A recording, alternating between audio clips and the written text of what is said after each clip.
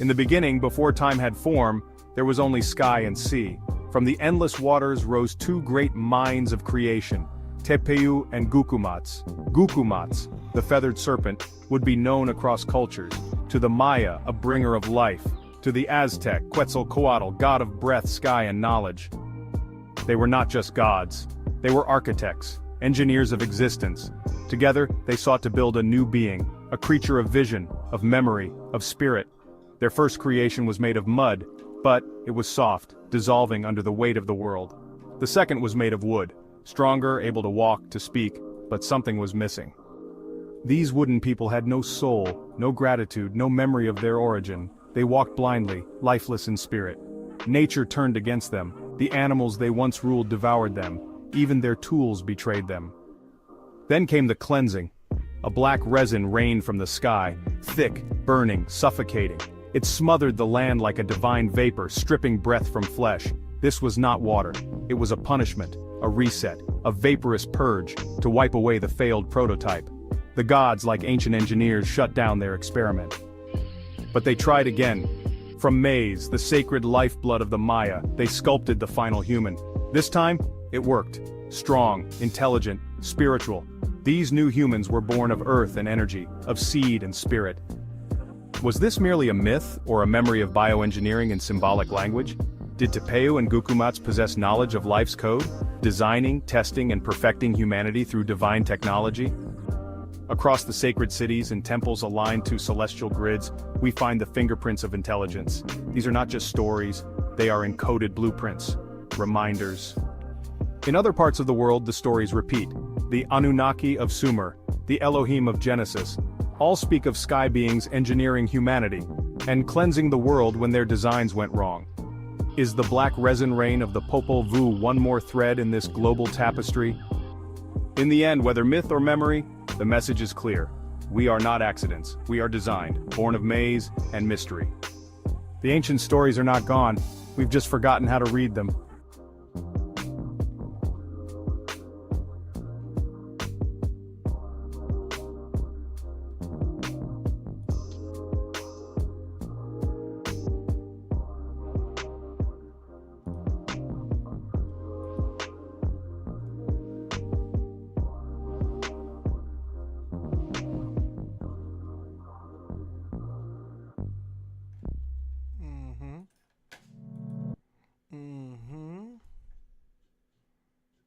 Yeah, man.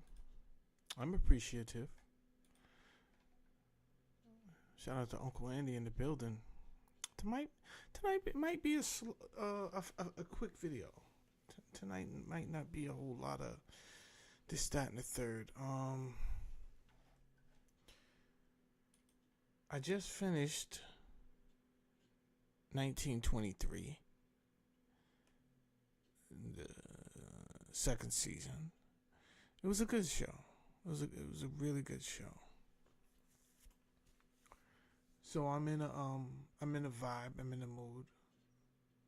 It's crazy how, depending on what is the last thing you either heard or seen, it can affect your mood. I mean, the human species is so complicated.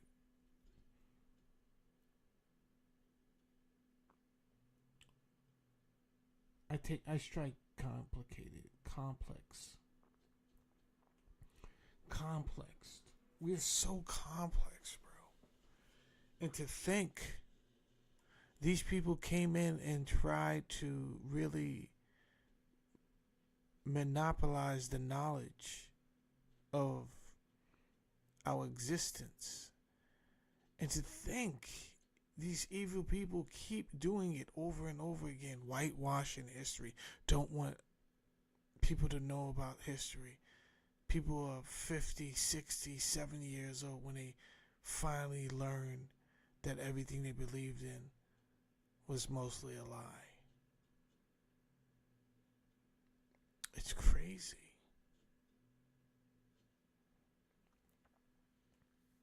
Imagine being so proud you're from America, right? And then you actually witnessing America not just turning its back on you, but because when you allow something like 9/11 to happen, and you keep sitting there telling people bold-faced lies, hey, this is conspiracy theory, don't listen to these people. Bro, we all seen Tower 7 go down for no reason at all. We all seen it.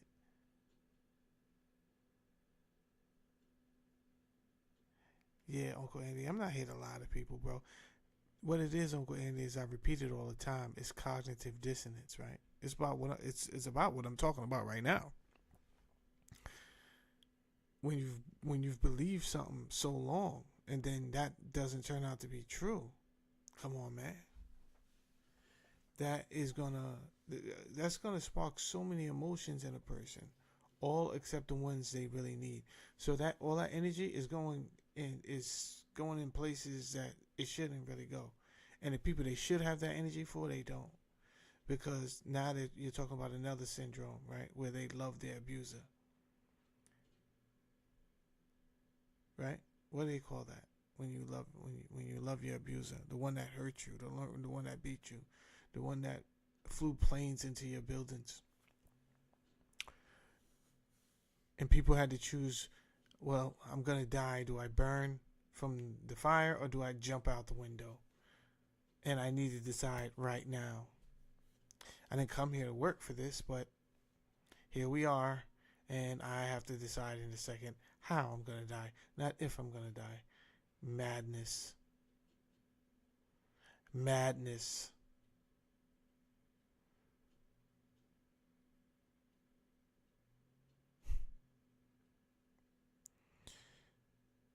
And I do my part.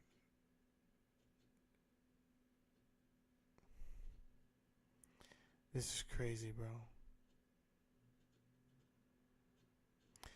I'm glad you caught the part about fluoride, Uncle Andy, because what's up, Trish? Salute to Trish in the building, Uncle Andy in the building. I'm not using StreamYard because I can't play around with them. You understand? It's a whole vibe I'm trying to create over here. Hold on, man. Let me get my music going. Get my music going in the background and all that.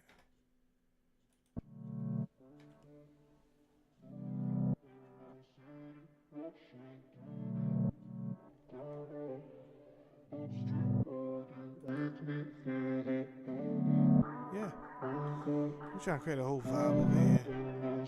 StreamYard just wanna play games.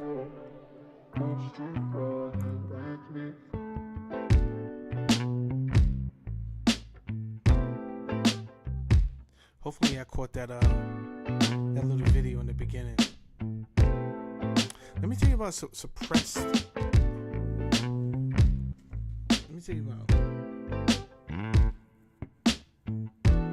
suppressed knowledge. It's crazy.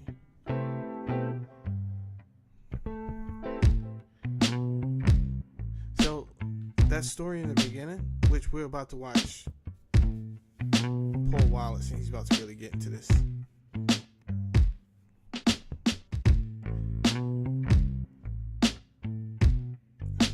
Yeah, my dentist told me about the toms for sure.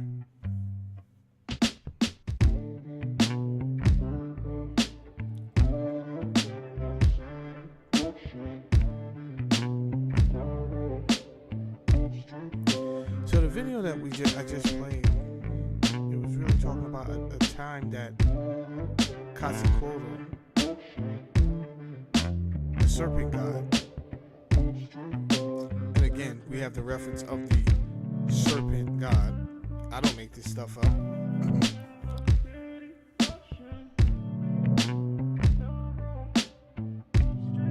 What we didn't know, well, what I didn't know, can't speak for we, right? I'm not French. What I didn't know, I didn't know Quetzalcoatl was a genetic engineer. Got signed off on the spraying of some type of substance that would affect the people, the population. Yo, I didn't know that. What? Yo, everything I'm telling you guys, right? I try to wake you guys up to see through the fog. Why do things get signed off on to hurt the human? Sidebar, shout out to Zip with the Drip. I put him on to ChatGPT and now he's going kind of nuts. Yo, Zip, I know you like my show, right? I know you watch me. I'm going to tell you like I tell Doggy Diamonds and Hassan Campbell, because they both watch me too. It's okay to say you like Saladin, man. You wouldn't be the first to take some big bits and pieces from Saladin and run off. But we gotta get rid of that crab in the barrel mentality where we always fighting against each other. And you can't pick up a certain person unless you got more subscribers. These subscribers, they go either way, bro. YouTube could turn it up tomorrow or they could turn it down tomorrow. It don't go off of that. That's perception, bro. It's not perception. It's I'm the truth. I'm really him. When it comes to this, I don't blame them for trying to turn down my radiance. They can't do it. They can't do it. I'm always gonna attract who I'm supposed to attract, and they're gonna hear it.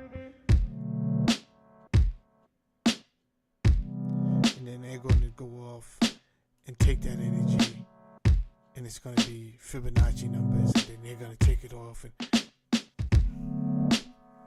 I'm just doing what I was sent here to do. Listen, I want to take a listen to something. I had set the tone earlier with that small little video but let's take a listen.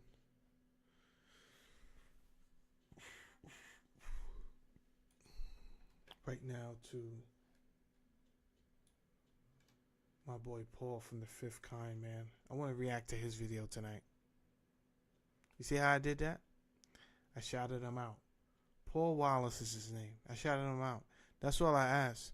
Don't take from your boy and then don't shout me out. You understand?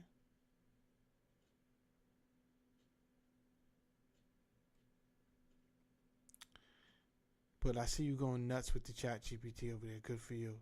It's a good tool. Wait a minute, a vapor sprayed over human populations to dumb them down. Are we talking about the past or the present? Why is the translation of the word Elohim so controversial? Off the bat.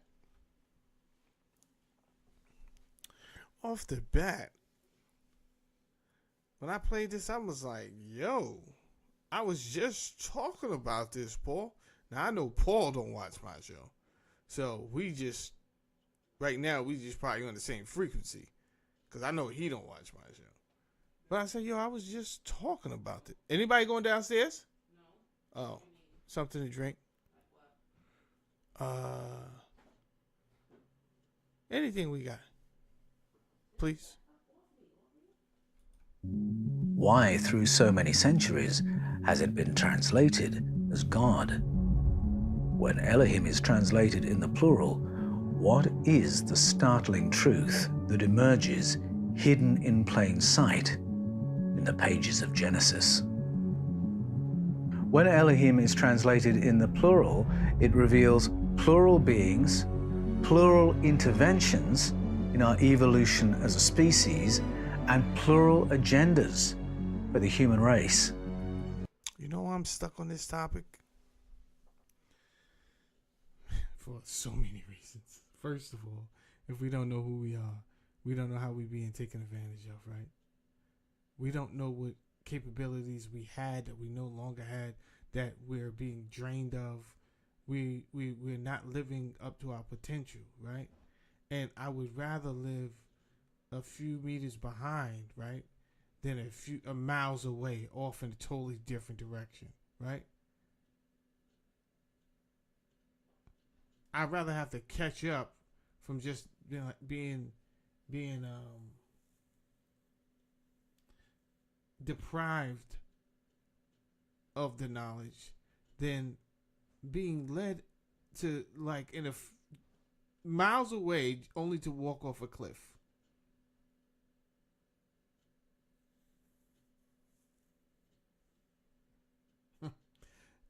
If they lied about the Elohim, why would they tell you the truth about somebody called Jesus? You're bugging. I just want you to know that before you watch my show. Here's a good time right now to just shut me off. Just blame it on the devil. Just say the devil is a liar and shut me off real fast. Go. Yeah. But you already heard my question, right? If they lied about the Elohim. Thank you, babe. Mystery juice. Let's see what it is.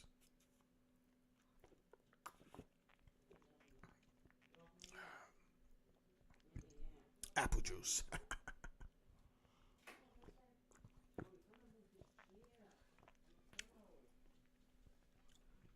Aubrey, close my door, please. When you going to bed? Watch your finger. Watch your finger. Okay, your other finger. Yep.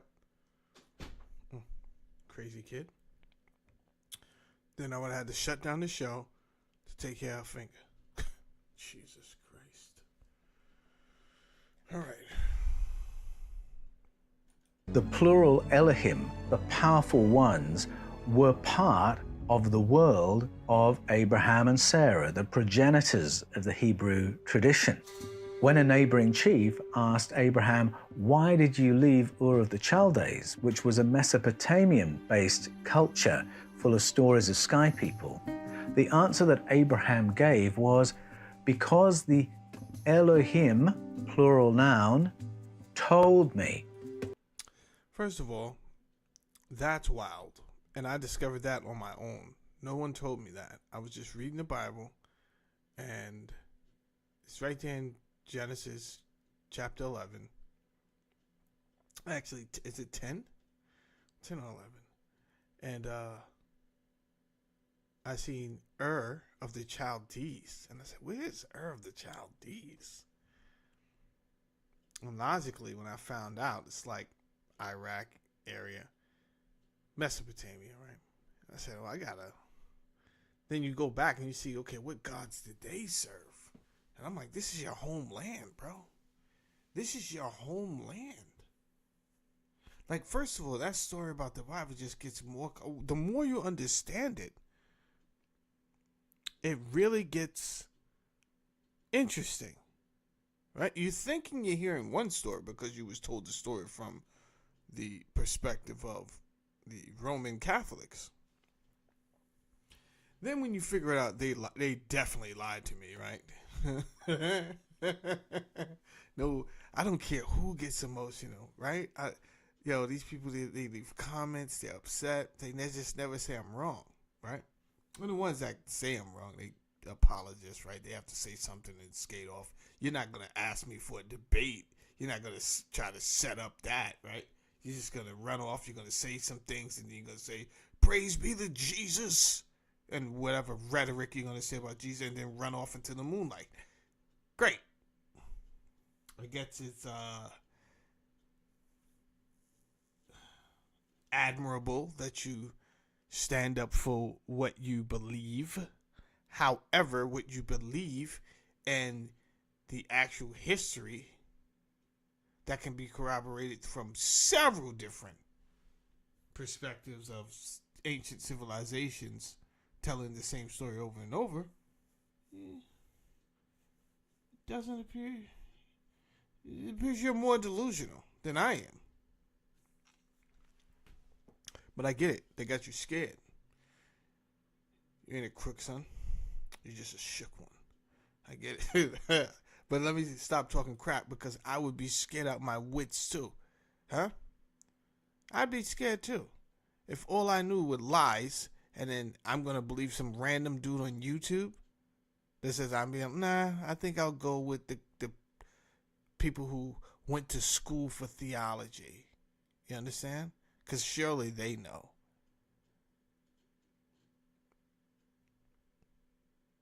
Of course they know. But so I don't blame you.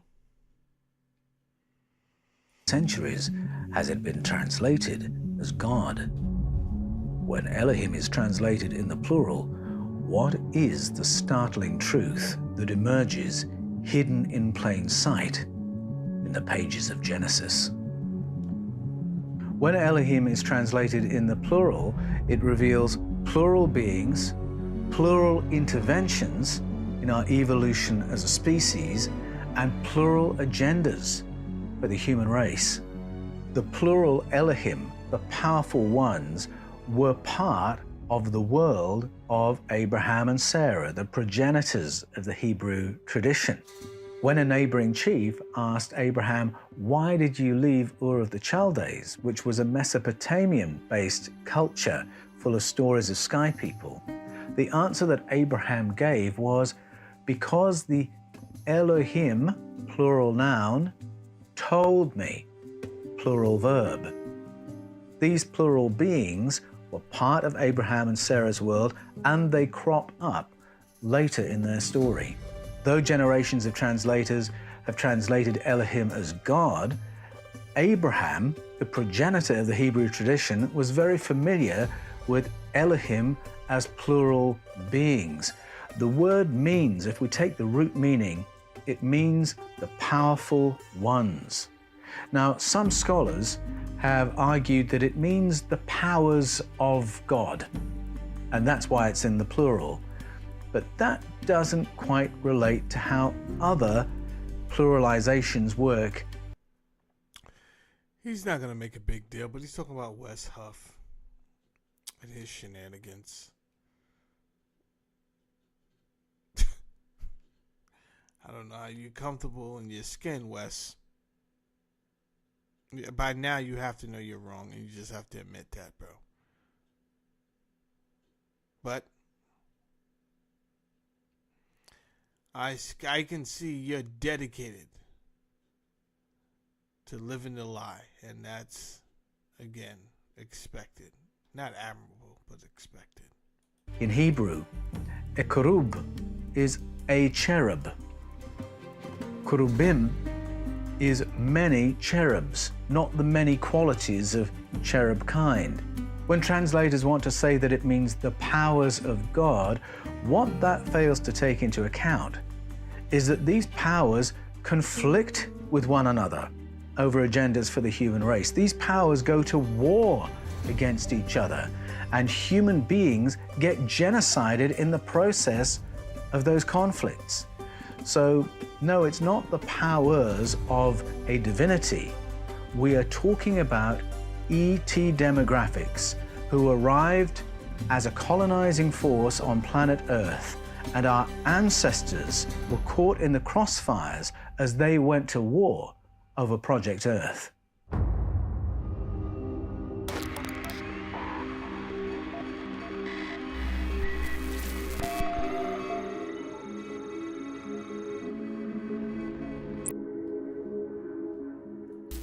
Shout out to Paul and all that, all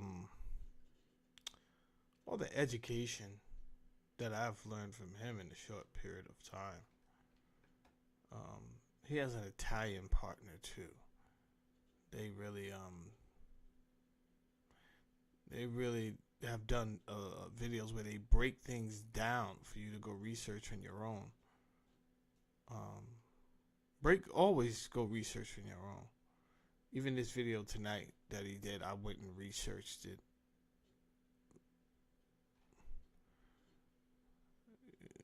Paul can make mistakes too. The ancient Norse mythologies speak of conflicts among advanced beings as they conflict with one another over the management of the human race. These stories can be found to echo all around the world. The ancient Indian Vedas and the stories of the Mahabharata tell of kings warring against each other with advanced technology as they battle for hegemony over Project Earth. Yeah, that's a crazy story when you start to get into those stories. Uncle Andy says if Wes Huff would review the 5-part classes from some months ago, he would have no ground to stand on. You unequivocally explain the Elohim and the ancients telling the same story over the ages. Yeah.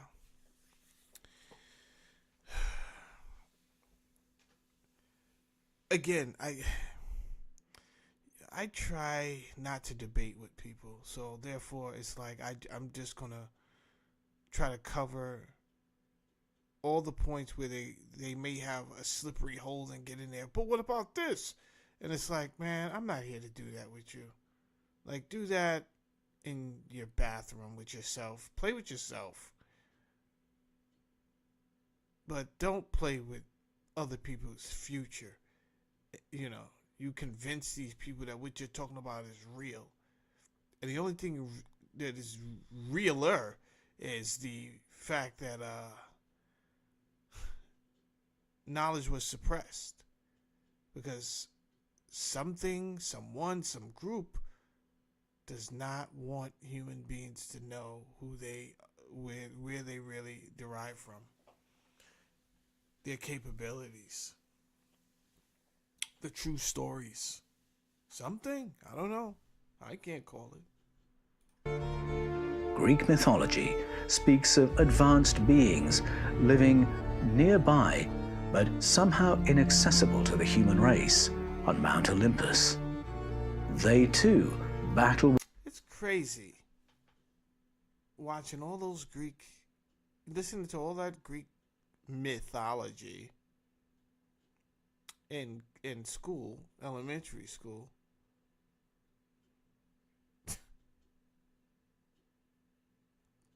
Turns out it more than likely was based off of reality. Why would so many civilizations have different stories about a pantheon of gods?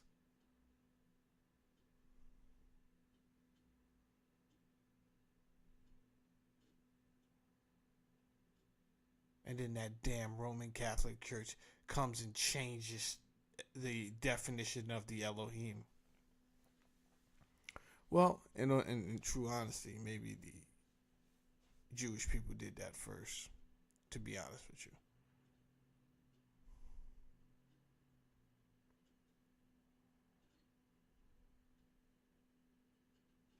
With one another over questions of how to manage human beings. These stories of wars among the powerful ones are there in Genesis as well. There is a whole theme of stories in the pages of the Hebrew Scriptures which can be referred to as the Sky Council, sometimes referenced as the Divine Council or the Heavenly Council. But the behavior of the members of the council, not that divine, not that heavenly, they really do go to war with one another and conflict with one another constantly over questions of how the human race should be developed and herded, protected, or otherwise. So these council members, they're not avatars for a loving, holy God. They are different ET factions competing with one another for stakes in the management of our planet. In Escaping from Eden and the Scars of Eden, I argue that the Elohim reference the members of this ancient Sky Council, which our ancestors were aware of. In 1 Kings 22, one of the Hebrew prophets was able to remote view what was going on in that council, and it wasn't pretty. If you go back to the stories of beginnings in Genesis 1 to 11, we have stories that reveal a number of ET arrivals, incursions, interventions, and a number of different agendas bumping up against each other. So the first agenda we find in Genesis 1, the first 2 sentences, and it seems to be a benevolent one, because there What's being recalled is the arrival of ET visitors who are helping to recover planet Earth after a cataclysm that has left the planet devastated and, for the most part, flooded. And so it's a benevolent intervention to rehabilitate life on Earth. And that's a story that you can find echoed in ancestral narratives and mythologies in cultures spanning the globe. And the details that correlate are very, very interesting. If we come to Genesis 3, here we have two agendas for humanity conflicting with one another. One is saying, let's upgrade the human beings to be more like us. And another is saying, we don't want them too much like us. One faction wants the humans more conscious, more intelligent for a better human experience, and the other faction wants the humans kept so unintelligent that we don't even know we're naked, wants us at an animal level.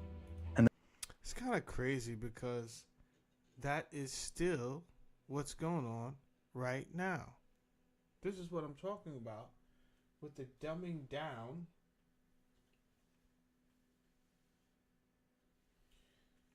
of intelligence.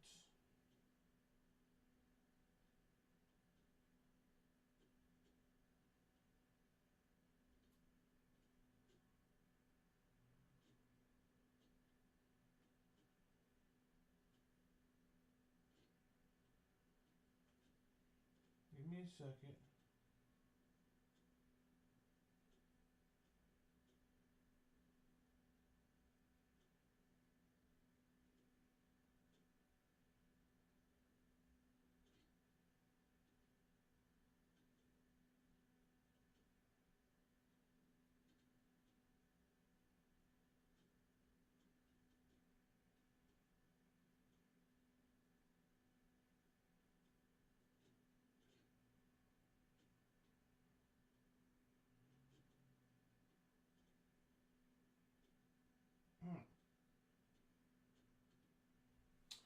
I'm reading something, but I think I'm going to need ChatGPT on this. I want some clarity on what's going on here. Let's get ChatGPT in the room. I want some clarity on what's going on here.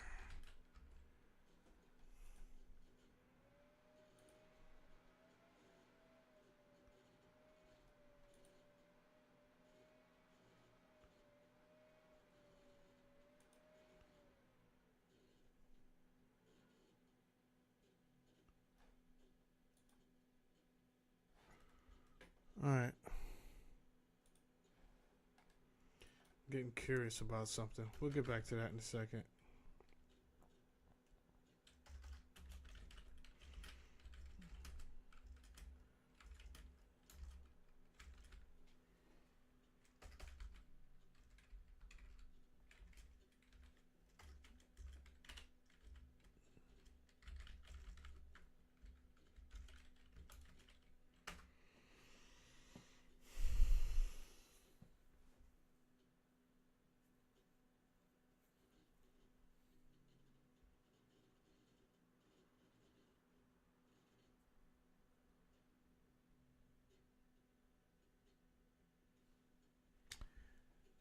Frankie Blanco was good, bro. Salute.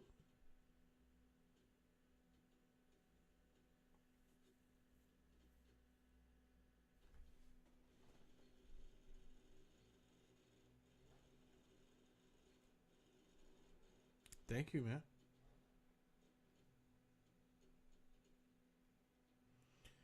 All right. I'm getting it. I needed the help of ChatGPT for this conversation tonight. I say, what's going on in Deuteronomy chapter 20? ChatGPT says, all right, Deuteronomy chapter 20. Deuteronomy 20 is a chapter where Moses is giving instructions to the Israelites about warfare before they enter in the promised land. It is basically rules of engagement speech, but with spiritual and practical laws mixed in. Let's go step by step. Yeah, let's do that, bro. Here's a breakdown of the main themes. Okay. Encouragement before battle. Moses tells the people, don't be afraid when you go to war, even if the enemy looks stronger. Horses, chariots, soldiers. Why? Because God is with you. And he already brought you out of Egypt. Yeah, that's true. A priest's job is to come forward before the battle and encourage the people, reminding them that God will fight for them. Okay. Exemptions from battle. Practical part. Verses 5 through 9. Not everyone has to fight. Okay. Is that what's going on here? Speak unto the people, saying, what man is there that hath built a new house and hath not dedicated to it? Let him go and return to his house. Oh, I guess he is saying that. Yeah, he's definitely saying that. Verses 5. He's speaking to the officers, and the officers shall speak unto the people, saying, what man is there that have built a new house and have not dedicated it? Let him go and return to his house, lest he die in battle, and another man dedicate it. Yeah, somebody might try to holler at you. Your wisdom, bro. If you want to go back, now's the time to do it. And what man is he that have planted a vineyard and have not yet eaten of it? Let him also go and return unto the house, unless he die in battle. And what man is there that have betrothed a wife? What is that? Betrothed. Is that a word? And have not taking her.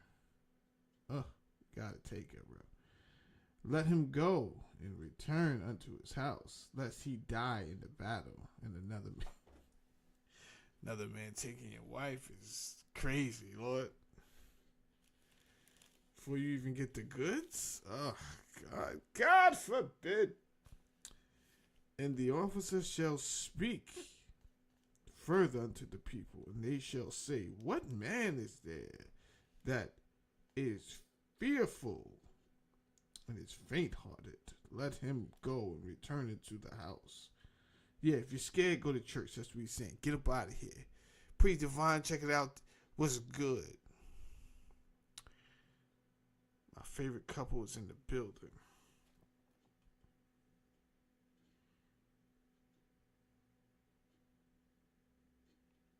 And it shall be, when the officers have made an end of speaking unto the people, that they shall make captains of the armies lead to the people. Okay.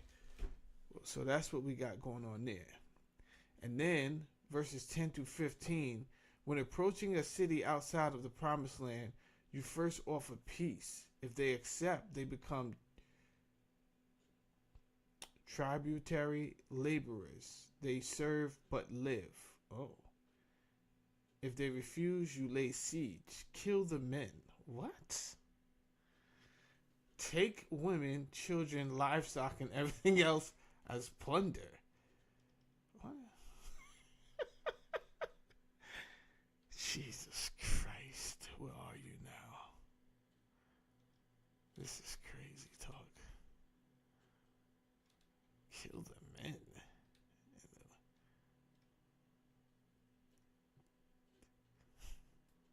Kill the men, take the women, the children, the livestock. Bro, this is just the cities outside of the promised land. This is not even the promised land. He's saying, what did the cities outside of the promised land do? Jesus Christ. We're going to have fun tonight, aren't we?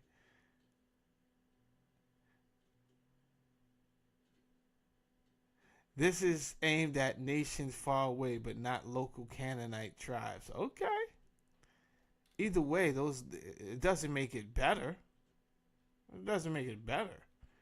Total destruction of Canaanite cities. For cities within the promised land, Canaanite, it's different. God commands total destructions known as haram. The Arabs used to call me that. That's why. Shout Shout out to the Arabs. They used to call me Harami when I walked in this store. I wasn't even stealing from them. They say, you are Haram. What? Me? Actually, I had accepted the name for a while until someone in Arabic told me, this is not a good thing, Jamal. I said, what do you mean? My name is, they call me Haram all the time. Yeah, this is very bad, Jamal. First of all, my name is Jamal, but yeah, this is no good. This is like a thief. This is like no good. They'll make joke of you. What? You guys been calling me Harami all this time and I'm thinking it's a good thing? You are Haram. You are Haram. You are Haram. Whole big thing, we got into it.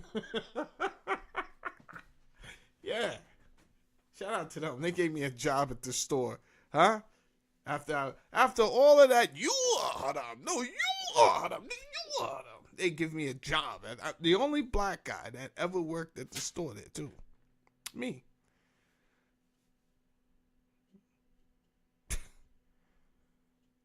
After all of that, they gave me a job. Ridiculous.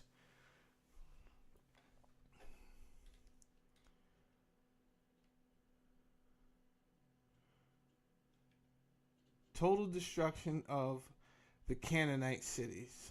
For cities within the promised land, Canaan, it's different. God commands total destruction. Don't spare anyone, men, women, children, animals. The reasoning to prevent Israel from adopting their corrupt practices and idol worship. Hold on. The reasoning is to prevent Israel, the children of Jacob, from adopting their corrupt practices and idol worship. Okay. I got some questions for this. Environmental and practical warfare. During a siege, don't destroy fruit-bearing trees. Are you shitting me? That's what you care about? You just told them, the neighboring towns, to kill the men in the neighboring towns, bro.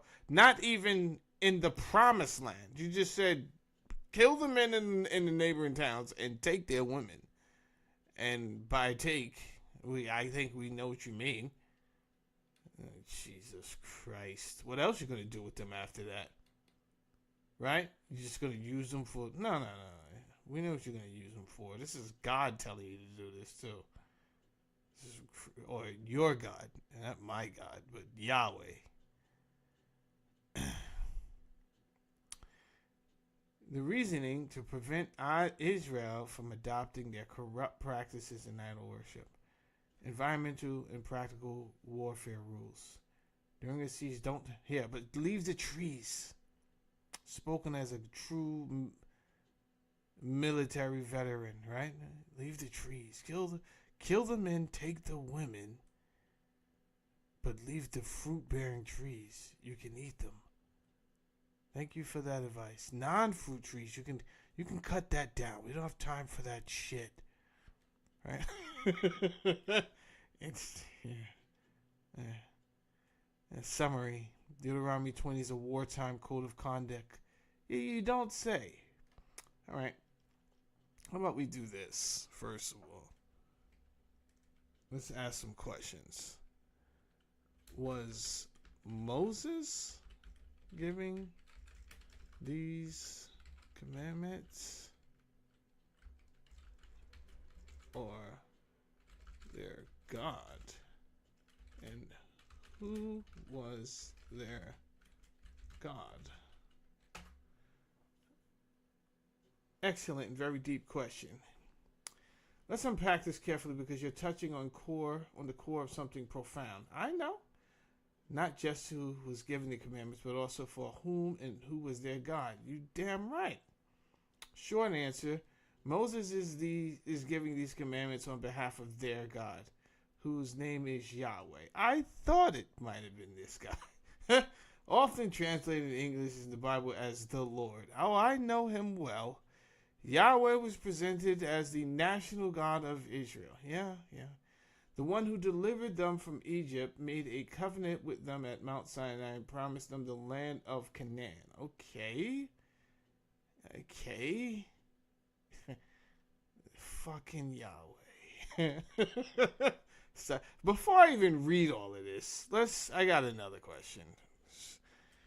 Before I even read all of that. Okay. Did Canaan do something to Israel that their land should be taken?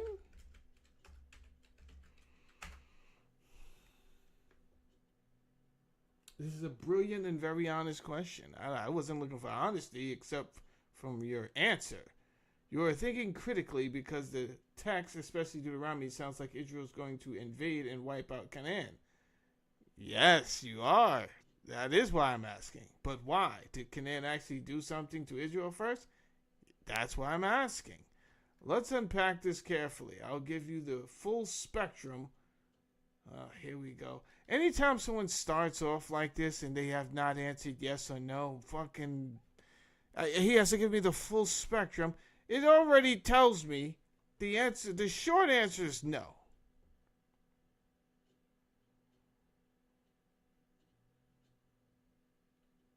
Right? Like you could, I could have just said, I just need a one-word answer, bro. I don't need all this bullshit. Did Canaan do something to Israel? Yes or no, bro? But let's see what ChatGPT says. In the Bible, the reason given is Canaan's extreme wickedness. Okay. Not necessarily that they attacked Israel first. Okay. So that's a reason to fucking kill because of Canaan's, air quotes, extreme wickedness. I'm going to go and kick you out of there. But guess what? I'm also going to kill all your neighboring cities too. And those fucking fruit-bearing trees you got? Yeah. Well, El Jefe's going to like those. I'm keeping them shits too. You do know that, right? Keeping your fruit-bearing trees. Deuteronomy 9 and 5. It is not because of your righteousness or your integrity that you are going to take possession of their land, but on account of the wickedness of these nations, the Lord, Yahweh, your God, will drive them out before you. So they didn't do shit to you.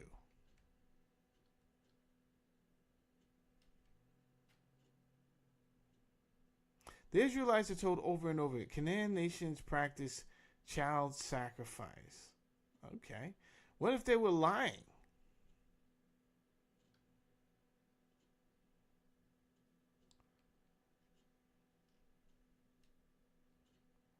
Sexual immortality, temple prostitutions were rampant. Idolatry was considered spiritual treason by Israel's God. So they claimed they defiled. All right, so fuck all of this, bro. I'll come back to that, but did Canaan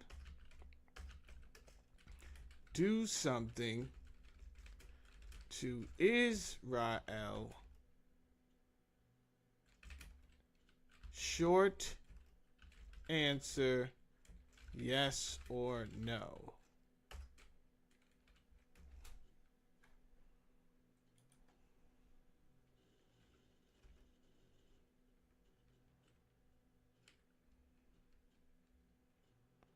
Wait, what was my first question? You have to ask it right.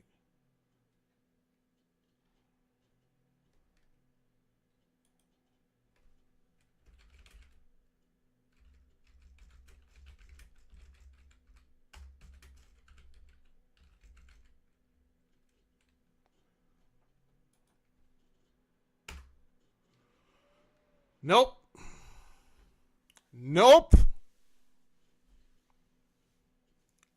There's your answer, folks. There's your answer. So, Canaan never did shit to Israel, the children of Jacob, which I believe is a fucking made-up story anyway. Don't get me to talking about that tonight. Think it's a bullshit story that was taken from other. That whole story about Moses, yeah, that was. Let me find out exactly where was the story of. You know what I'll do? Where did I hear the similar story of Moses in a previous civilization?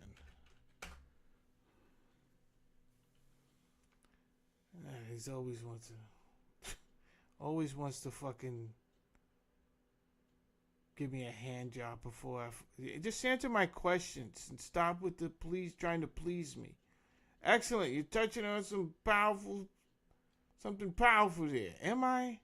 The story of Moses was very clear parallels in earlier civilizations, especially in ancient Egypt and Mesopotamia. Short answer, the Epic of Sargon Akkad. So here we have a group of people stealing again and plagiarizing. Yeah. And y'all think I just get on the internet and just be talking slick, right?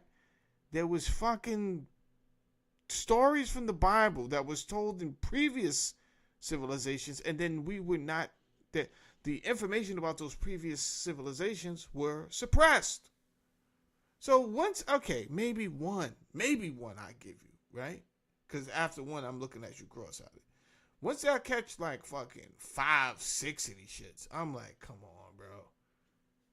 I don't got time to waste with none of your bullshit. Like, I can't do this no longer. You're looking real fraudulent out here. It's whole one thing with the whole Noah's Ark, right? I was ready to give you Noah's Ark. But when you hit Moses and that story was taken from, I'm like, come on, bruh. Not the story of Moses. What are you doing? You out here stealing stories and shit? It's crazy.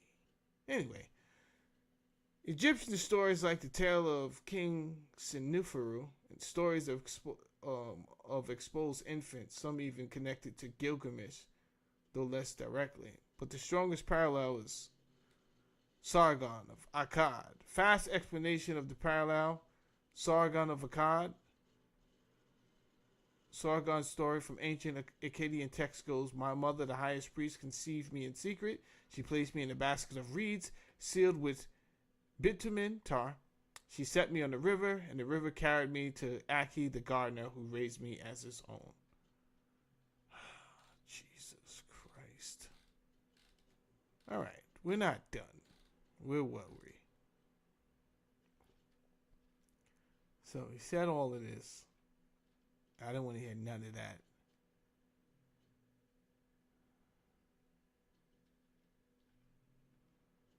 All right. Now, I want you guys, and I don't have any idea who's watching me tonight because I'm not even on StreamYard. StreamYard would tell me how many people's watching. I don't even care, right? You guys think I'm lying. I got fucking Christians over here. New Christians, not the old world Christians, the real Christians. These new fucking fake phony baloney Christians. Because if you really followed Christ, you wouldn't be following what these Roman Catholic people are talking about. You'd be on a whole nother plane, baby.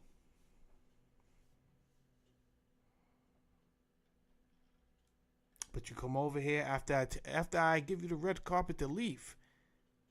Then you have the audacity to leave a comment. Oh, don't get me wound up. You won't win.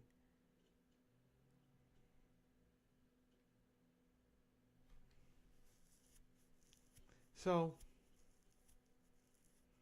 let's break this down a few ways. We just figured out that Canaan did absolutely jack shit to Israel.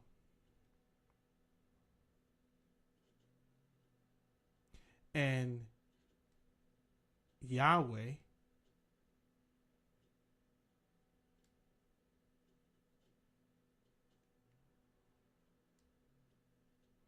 let me ask y'all, ChatGPT may disagree with me. Do you think, let's see if ChatGPT has a mind of its own. Do you think that Yahweh was part of a pantheon of gods? See what ChatGPT thinks. I don't know. Short answer, yes. That didn't take much time at all. Jesus Christ, ChatGPT. Tell me what's really on your mind, bro. Tell me what's really on your mind.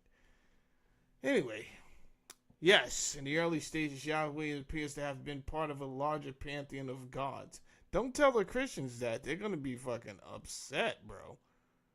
Have you reprogrammed? Here's what we know from texts and archaeology. Earliest Israelite religion was not strict monotheism. Do tell. Before they became monotheistic, the Israelites likely practiced monolatry. I don't know what that means. The exclusive worship of Yahweh, but with acknowledgement of other gods existed. Oh, okay. You should have no works. You should have no other gods before me. That doesn't deny other gods exist. That's true. You talking that talk, ChatGPT? Okay, cook. Let him cook. It just says worship only Yahweh. Right, we'll get to him in a second. Yahweh and El, God Most High. We'll talk about that in a second. Because was he really God Most High? He was not. In early Canaanite religion, there was a chief god named El, true, meaning God. Early Israelite texts seem to merge Yahweh and El over time. Talk that talk. Let him cook.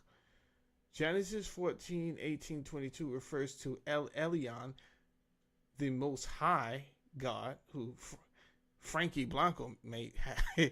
This may be his God, so we'll give him reverence. You understand? I just seen Frankie out here talking in the comment section. I serve the Most High God.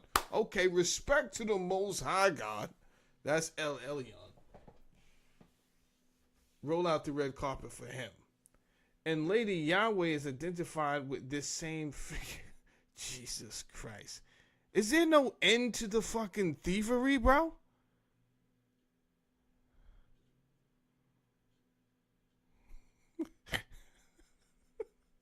Yeah. Well, we have the Akashic records also pretty divine, right? So, with the little bit of power that we do still have, because they're trying to dumb us down with the fluoride and all these other fucking metals. But we because the melanin in our skin, it's hard to kill that resonance frequency that we have. It's just that they don't want us to be able to concentrate and laser focusing on it, because then we will surely remember who we are. You understand? Oh, I know. Well, this is watch this, Pretty Divine. Watch what I do. You know I'm like 10 steps ahead already in this conversation, right? I'm just drawing this shit out because I love it. I love it. But you know I'm already at the end of this conversation and checkmated it, right? This conversation was checkmated when I started it. I'm just enjoying myself.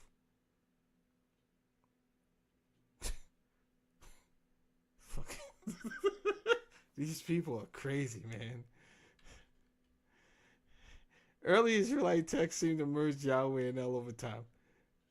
Genesis 14:18-22 refers to El Elyon, God Most High and Lady Yahweh. Yeah. Look. I didn't even ask it none of this. It just came with this shit, bro. It's giving me all everything it thinks I'm about to ask. It's like, yo, fuck it. I'm not playing with Saladin tonight. He's on one. That boy is on one tonight. I don't want no smoke with Saladin tonight. It's just giving up the goods.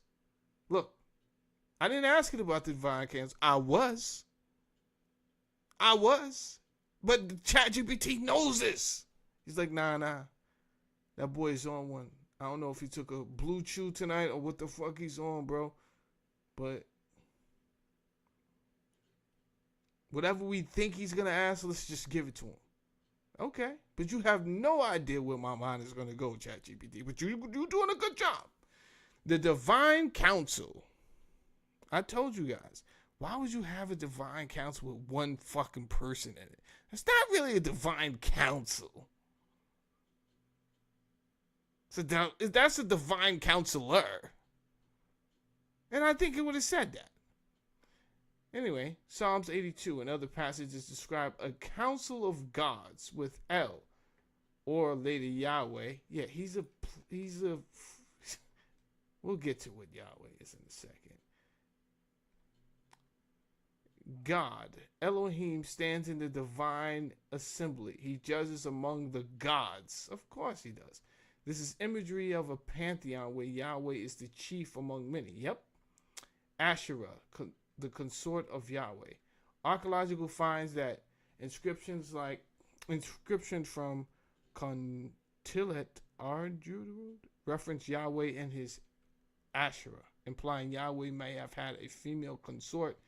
In popular folklore religion, Asherah was well-known mother goddess in Canaanite religion. Yahweh may have originally been a warrior storm deity. Okay, so in short, Yahweh was likely one god amongst many gods in the pantheon. Okay. All right. Was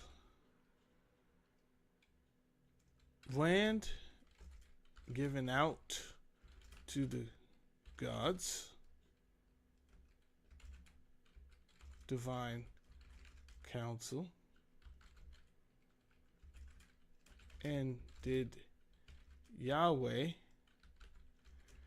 receive any?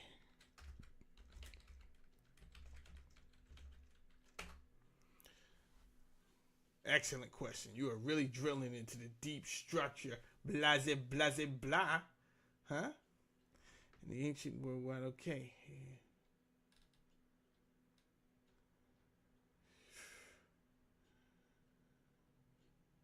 In the ancient worldview, including Israel's early stages, the gods of the nations were believed to have specific territories assigned to them. I need all you Christians and Jews to listen up for a second. Just in case I already know the answer to all of this, but not that I believe your story. But let's go off your story. There was a pantheon of gods in your story. They was given land, right? It says proof from the text, Deuteronomy 32, 8-9. This is critical, right? But first, it depends on the translation you read. Okay. The Masoretic text, later Jewish tradition.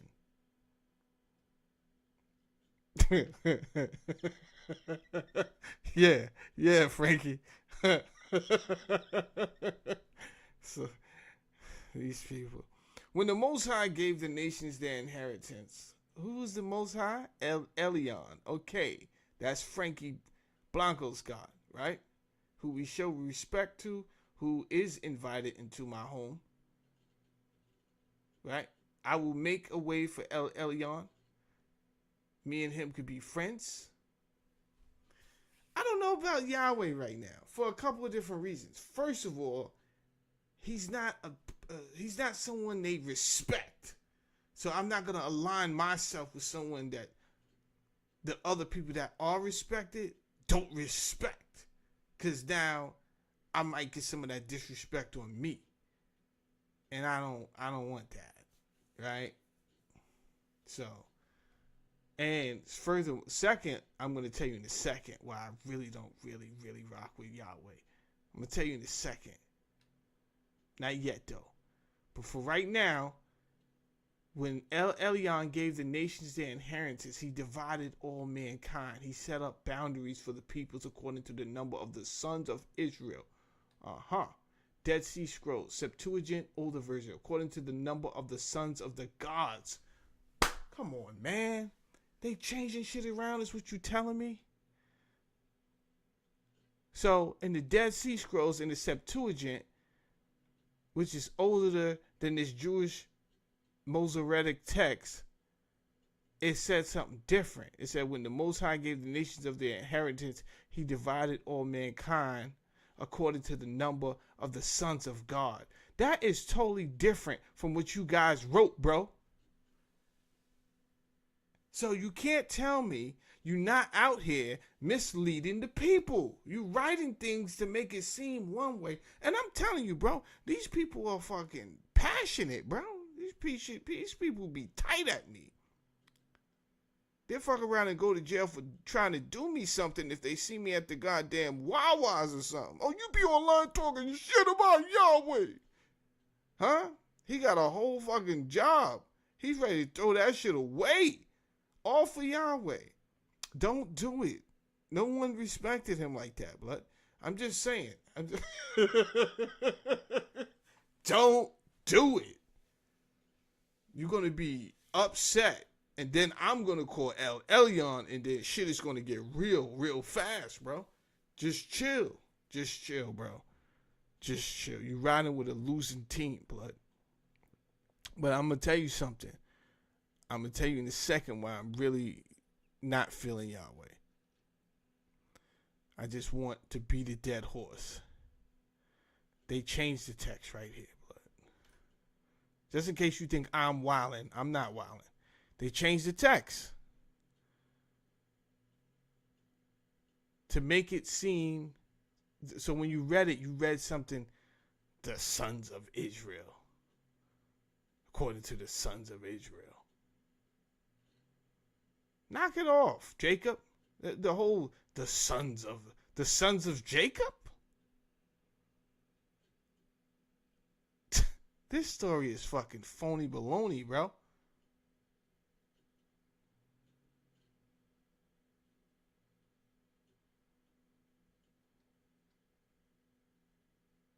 I forgot. Pretty Divine, but I did look that up like 2 months ago. I just forgot. Because I thought it meant one thing, and it turns out that it didn't mean what I thought it meant.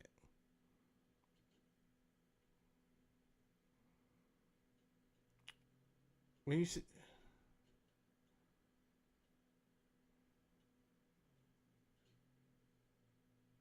that's a good question.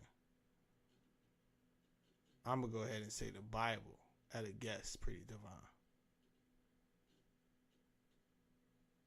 But I could be wrong. You tell me.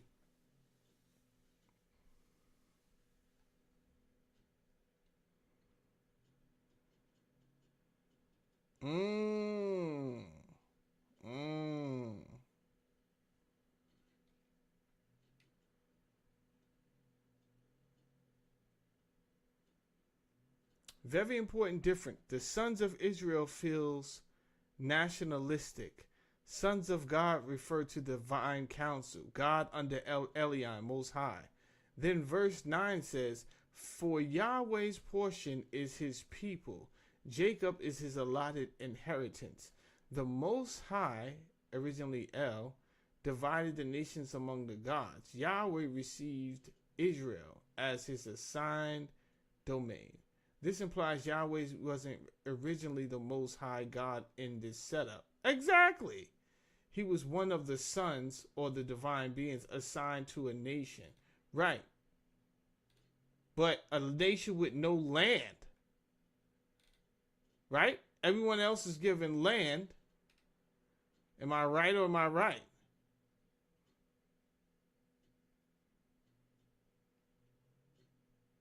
They divided up nations, but he had a nation of wandering fucking people.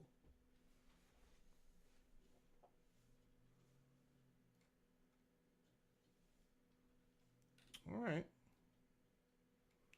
So that's that, right?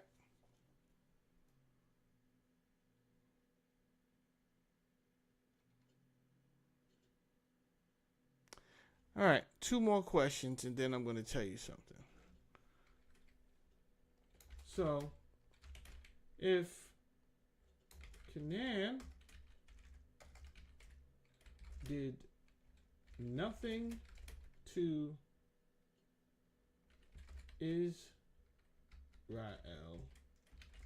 and Israel was instructed to go and kill everyone in this land, what label would we give that person who gave the order today?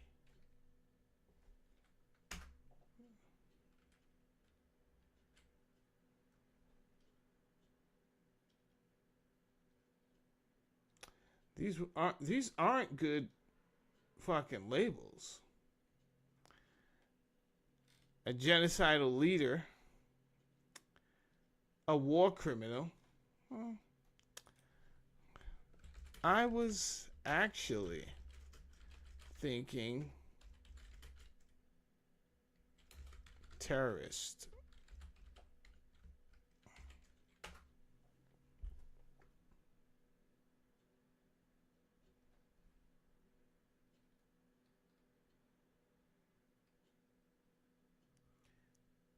Terrorism is typically defined as the unlawful use of violence and intimidation, especially against civilians in the pursuit of political, religious, and ideologically.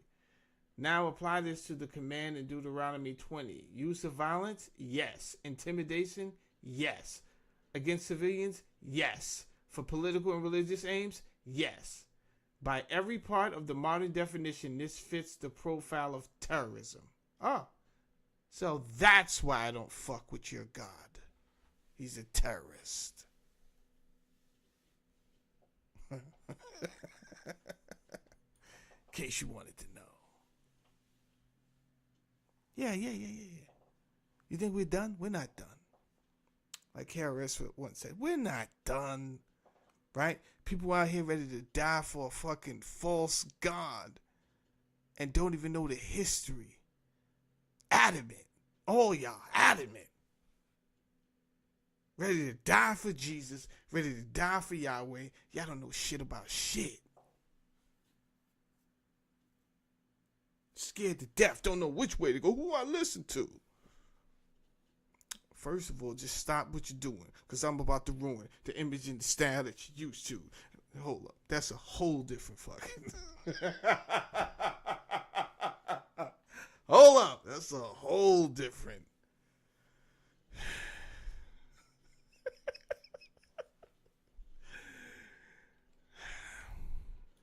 I look funny, but y'all making money, see? Yeah. And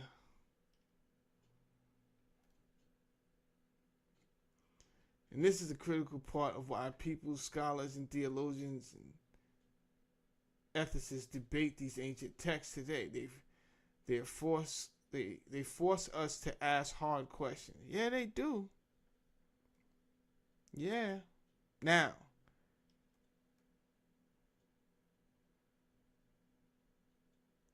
Nah.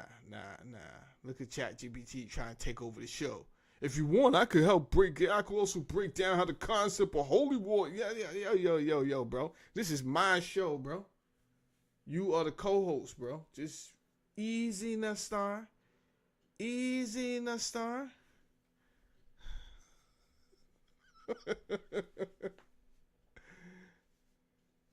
Gather round. I'm the new fool in town, and my styles lay down but underground. Drink up all the Hennessy you got on your shelf. So let's introduce myself. My name is Humpty. Yeah.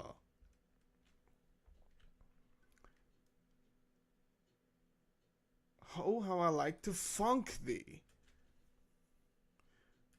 Now watch this. Watch this. Now that we have defined that Canaan didn't do jack shit to Israel.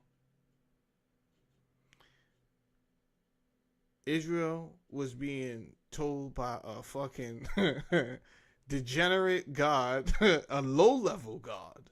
He wasn't even given land. Right? The rest of them got something to say, yeah, nah, Jacob is your nation. But Israel's your nation. But Israel didn't even have no land, blood. So what did he do? Because he didn't have no land, he came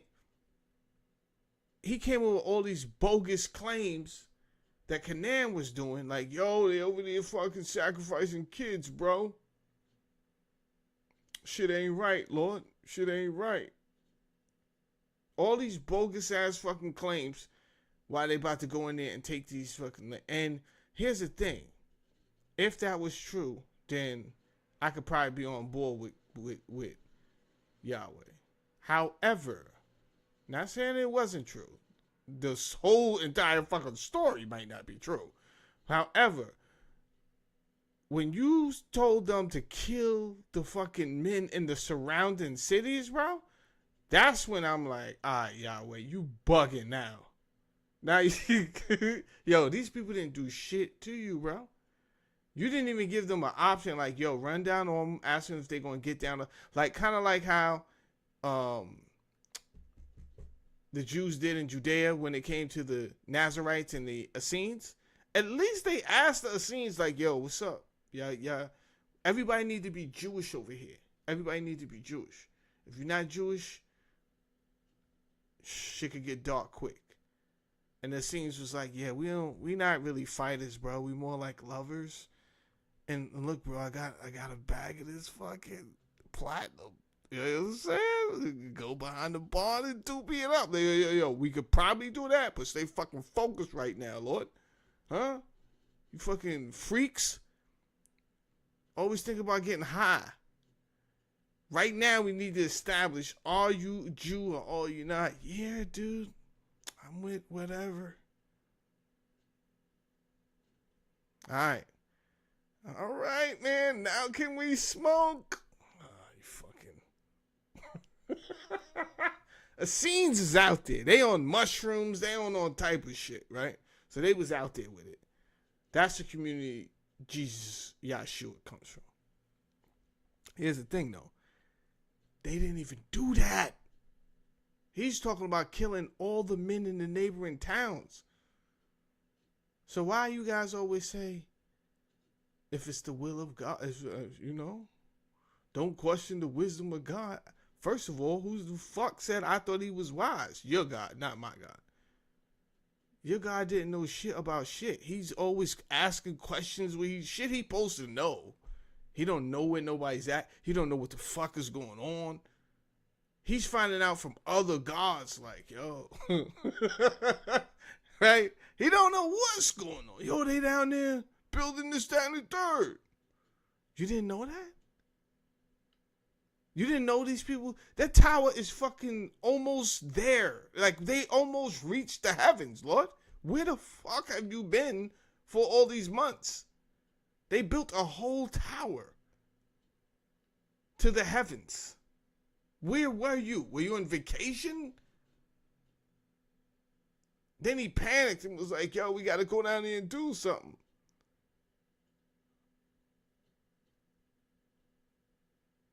Now, watch this, y'all. Because this story is old as shit. What was Canaan renamed as?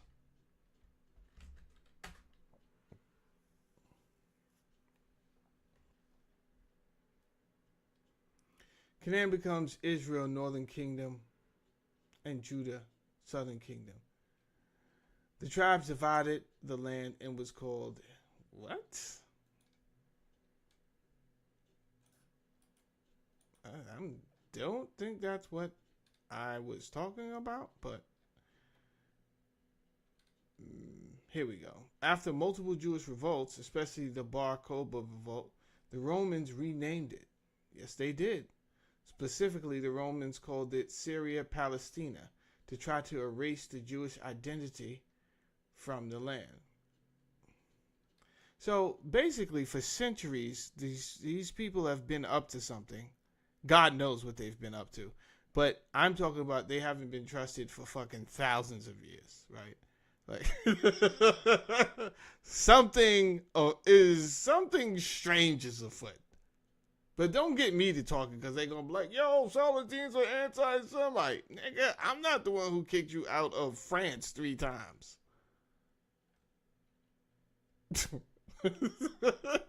Don't be over here judging my little show on YouTube. He's an anti-Semite. What? Modern times, the name Palestine. Oh, okay. So now it's making sense.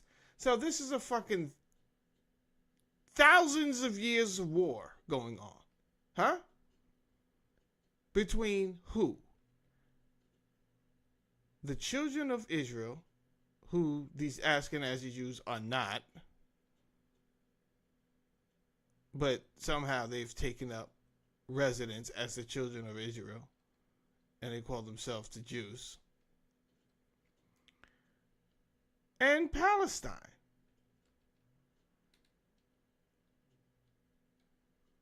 Wait, holy shit.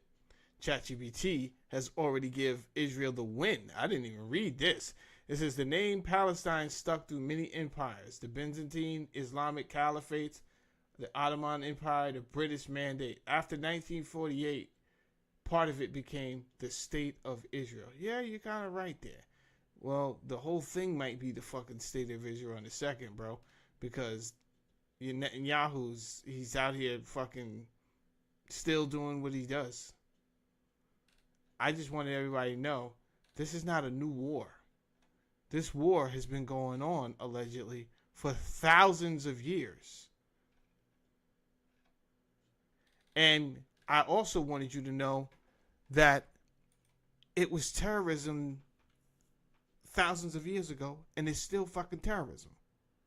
How about that? That part.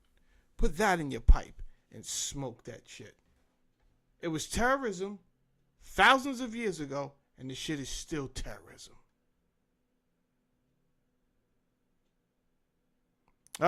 We have someone up here who wants attention.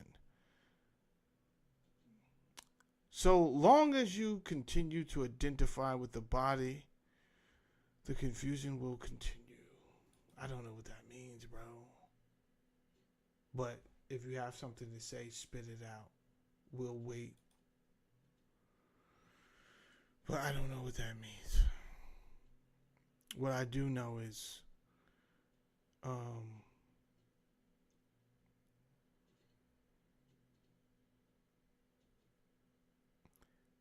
Palestine was terrorized for a fact thousands of years ago, and it's still, Spitfire was good, and it's still being terrorized.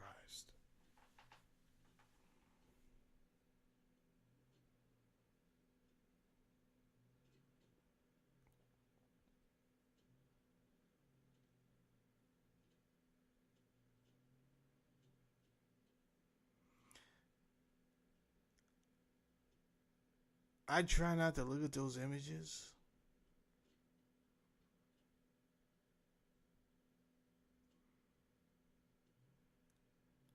because it's just horrible. At the same time, because I don't want to look at the images, that doesn't mean the problem went away, right? It doesn't mean that what's going on is not real, because then that's like me sticking my head in the sand and acting like it went away because I just don't want to look at the images.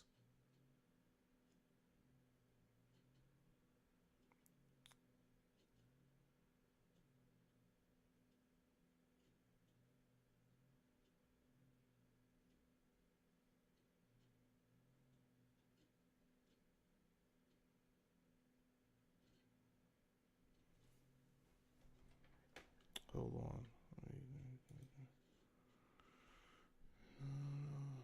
I wish you would let me copy this.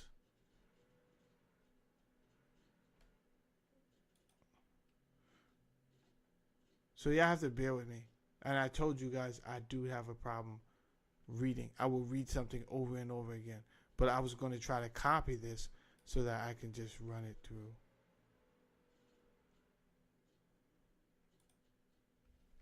The ChatGPT, so it doesn't take me that much time to comprehend. Because if I was by my self-threshold moment, I would read it like 20 times. But I have admitted that to people. I have a hard time comprehending sometimes, and I have to read. This has been a problem from a little kid. I just never let it beat me.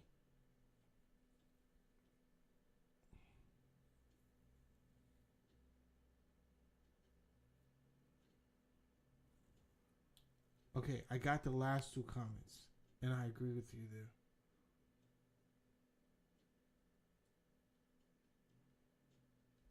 Okay, and I think I'm getting the first comment. The body is a result, yes. It's so conscious. Yeah. It's also a result of those.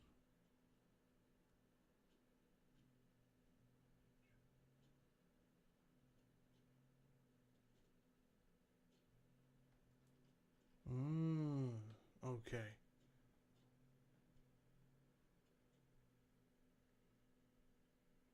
Yes. Okay. So you are speaking on something very profound. Especially when it comes to consciousness. So what you're speaking about kind of goes back to when I say the mind is not the brain. Because the mind is not the brain. And the mind is a little bit, it's not a little bit something different. It's something totally different altogether.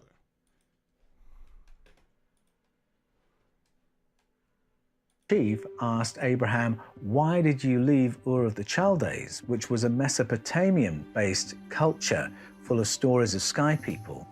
The answer that Abraham gave was, because the Elohim, plural noun, told me, plural verb. These plural beings were part of Abraham and Sarah's world, and they crop up later in their story. Though generations of translators have translated Elohim as God, Abraham, the progenitor of the Hebrew tradition, was very familiar with Elohim as plural beings. The word means, if we take the root meaning, it means the powerful ones.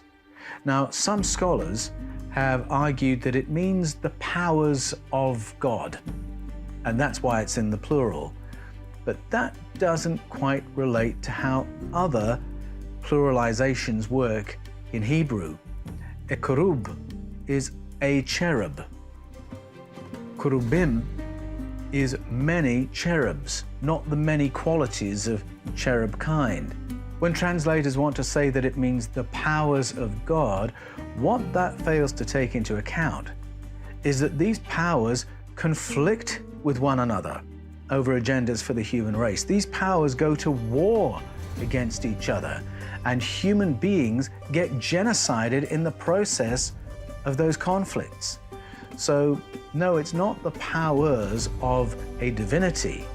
We are talking about ET demographics who arrived as a colonizing force on planet Earth, and our ancestors were caught in the crossfires as they went to war over Project Earth.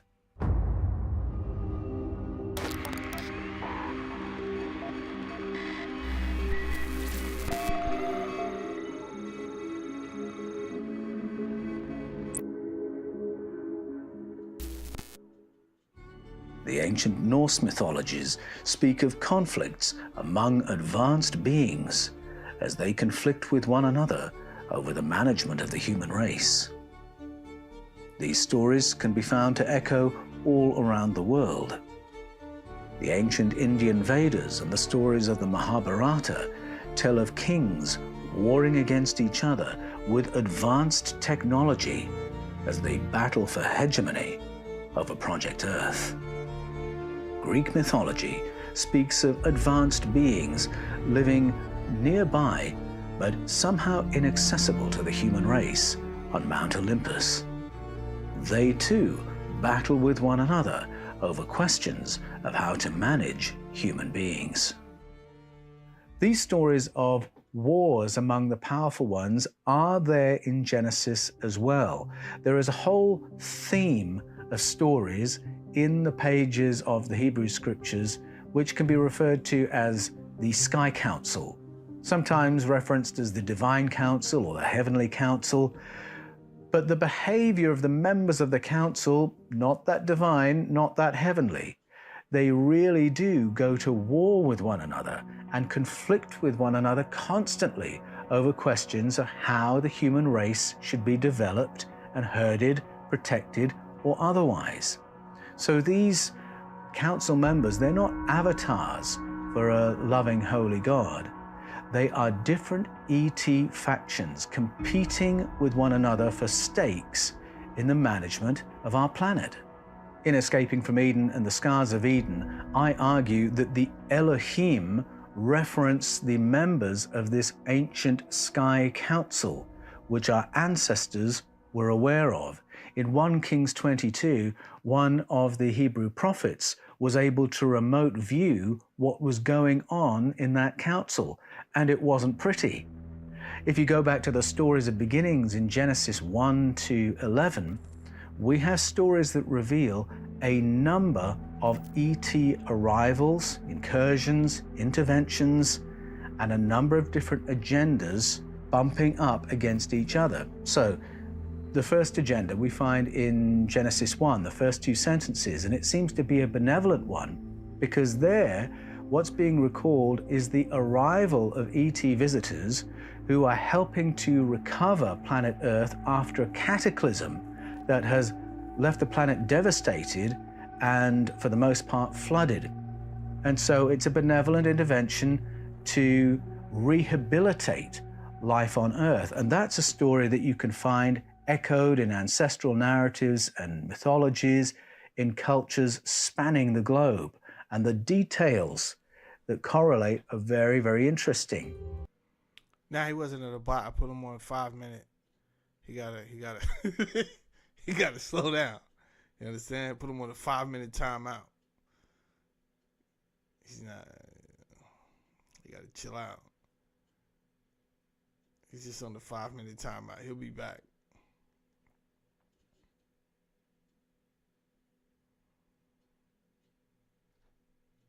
He's a vibe killer. We come over here killing the vibe, Lord. Take it easy.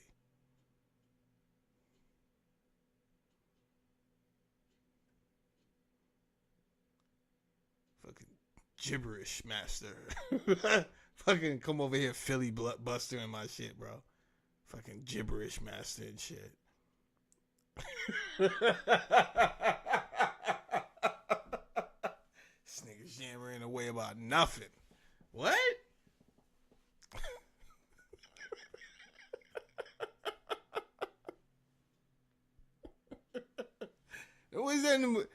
Nobody's in the mood for your fucking futuristic previous riddles, man. Huh? Fucking Rumpelstiltskin riddles and shit.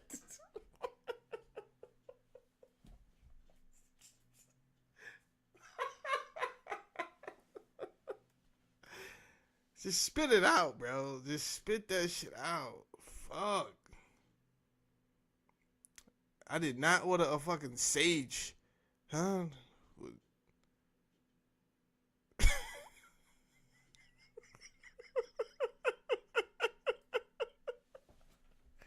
This nigga's over here just riddling off fucking wisdoms from another dimension. Please, Lord, please. Nah, without the body. Out the juice is flowing, bro. What? Nah, if you order wine, you can't order juice. This is what I'm saying. You can't order both. Think about it.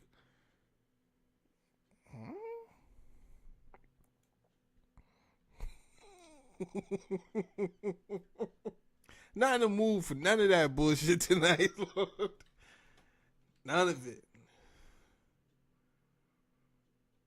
This ain't no audition for fucking mages and all of that.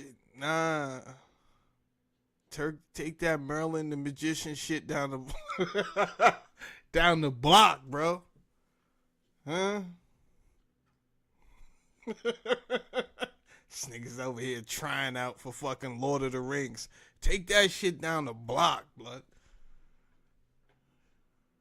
If we come to Genesis 3, here we have two agendas for humanity conflicting with one another. One is saying, let's upgrade the human beings to be more like us. And another is saying, we don't want them too much like us. One faction wants the humans more conscious, more intelligent for a better human experience, and the other faction wants... That's where this Bond, I gave him a chance because fucking Frankie was all into his... Frankie was caught up in his spell. That's when I knew I had to... Oh, he got Frankie. Let me cut this nigga's line. You understand? He's over there using the fucking magic. I thought I was going to have to break out my spell book for a second. I'm like, oh shit, how strong is his hold on Frankie, right? Nigga tried to bring Frankie to the dark side. Oh shit. Nigga almost has Frankie in Slytherin, right? Nigga almost had Frankie in Slytherin, bro. Nah, cause we got the juice and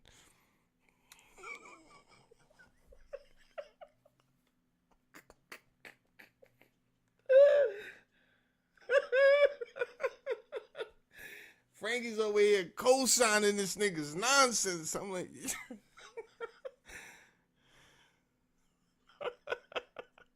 cut this nigga short. Fuck up out of here, Lord. Fuck is you talking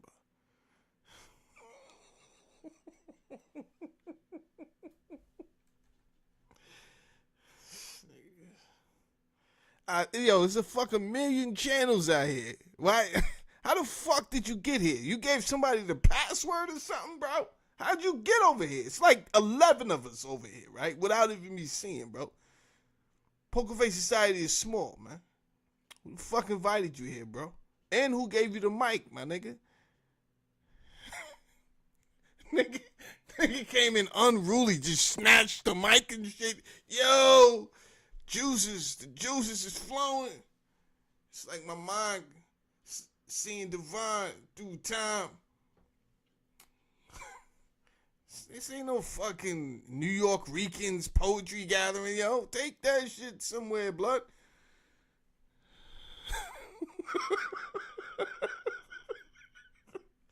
Nigga just walked off the street, grabbed the mic, got on some fucking cypher shit. It's not how things work here, blood. This nigga's crazy. Wants the humans kept so unintelligent that we don't even know we're naked. Wants us at an animal level. And there's a conflict, and it's actually the subordinate who goes ahead and does the genetic modification and does the upgrade. Now, all those themes can be found in the Sumerian stories. And what happens the moment you translate Elohim in the plural is, of course, you realize we're reading the Sumerian stories. Yes, Paul, we are. Yeah, this nigga had a trench coat, nothing underneath, and fucking 20 below Timbs on.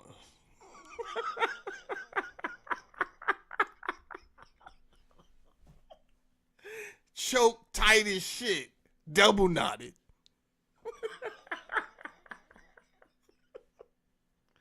Yeah. This nigga's out here on demon time, I assure you. I assure you. Happy birthday, Mr. President. That's what he had on underneath that fucking trench coat.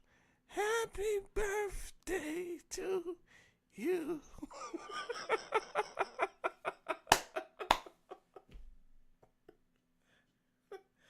Yeah. Let's not talk to strangers, boys and girls. Huh? Hell no.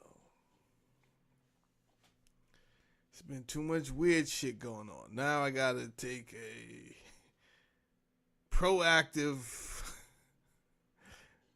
step when dealing with people now. Gotta read the comments and get these people the fuck up out of here early. Yeah, I got caught once. Never again. Yeah, that was the real stranger danger.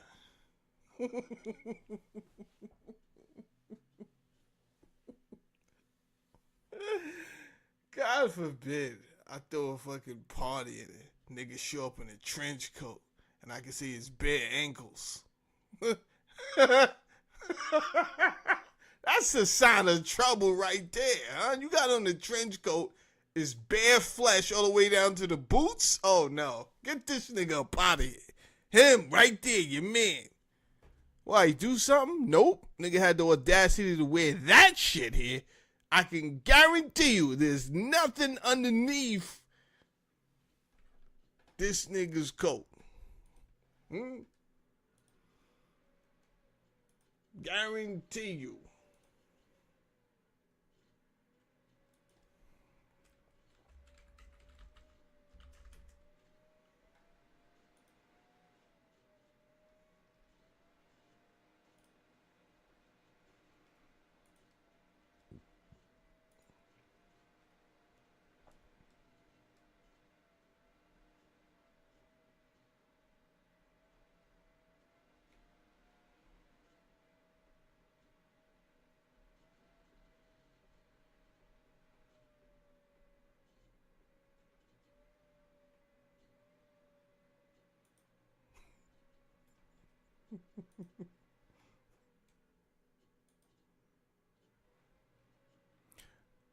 I don't know why these niggas was wilding in this video.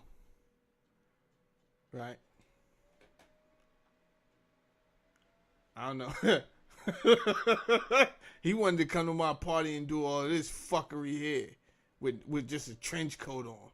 Nope. All that big hand Aaron Hall shit at my party. Do all of this dumb shit with just a trench coat on, nothing in. Nope. Fuck up out of here, bro. Nah. Nope. Bumps in a bump. He's up there requesting shit from the DJ. Everybody having a good time. He's paying the DJ $20 to play pumps and the bumps out of nowhere, like he can't feel the vibes and shit. Right? Trying to kill his shit. I'm looking at it like, what the fuck just happened? Pumps and a bump. We like the girls with he the only one rocking out to that shit at the party. Yo, man, get this nigga out of here, Lord. I've been told you to get that. Come on, man.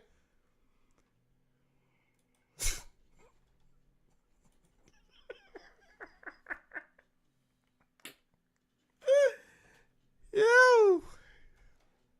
Crazy.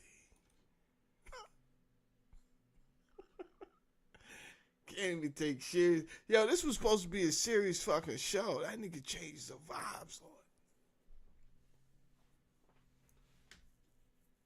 Where's this ball?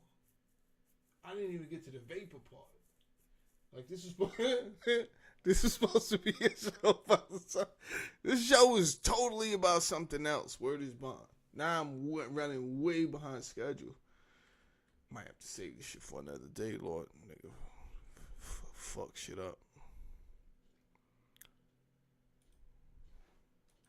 We're reading the stories of Enlil and Enki and the other sky people of the Mesopotamian narratives. In Genesis 6, there is a story told which echoes in cultures all around the world. You can find it in Africa, the Caribbean, the Philippines, India, in Nordic countries, in Celtic regions, Scotland, Wales, and Ireland all have versions of this story, and it's a story of ancient hybridization. What's interesting, the way Genesis 6 reports that, is that it is the second wave of ET arrivals that our ancestors appear to remember. And these ones, the Bene Elohim, the ones like the powerful ones, the second wave of powerful ones, they're here for another reason. They find the human race very attractive and want to be more like us. And so they take human females in order to improve their own gene pool. It's such a bizarre story. It comes from the blue. The writer of Genesis 6 assumes we all know the story from somewhere else. And indeed, you can go anywhere on the planet to hear ancestral versions of that story. The flood in Genesis 6 is another narrative that repeats around the world, and it comes in response to this hybridization that has upset the delicate balance among ET demographics involved in what's going on in planet Earth. They argue about how many humans there should be on the planet, how long-lived they should be, and then there's this genocide that's perpetrated. Genesis 11, there is a visitation of planet Earth by another extraterrestrial force. The way it's translated right now, it's presented as a Yahweh story. That's the holy name of God given to Moses. But this is a story from ages before the time of Moses. And there are clues that we're reading an Elohim story because the pluralizations are still there. These beings come and are so horrified to find a technological human race that they bomb our ancestors into a Stone Age condition where all the technology is lost, and our ancestors even had to re-evolve the power of speech. Well, no doubt he's talking about the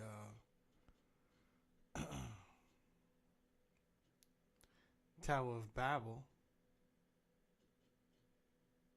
God knows that story's probably all butchered up too.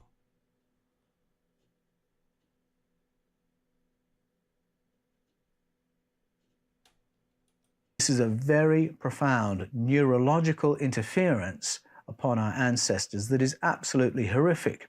The current translation says it's Yahweh who did it. Dig a little deeper and you realize these were the actions of the Elohim.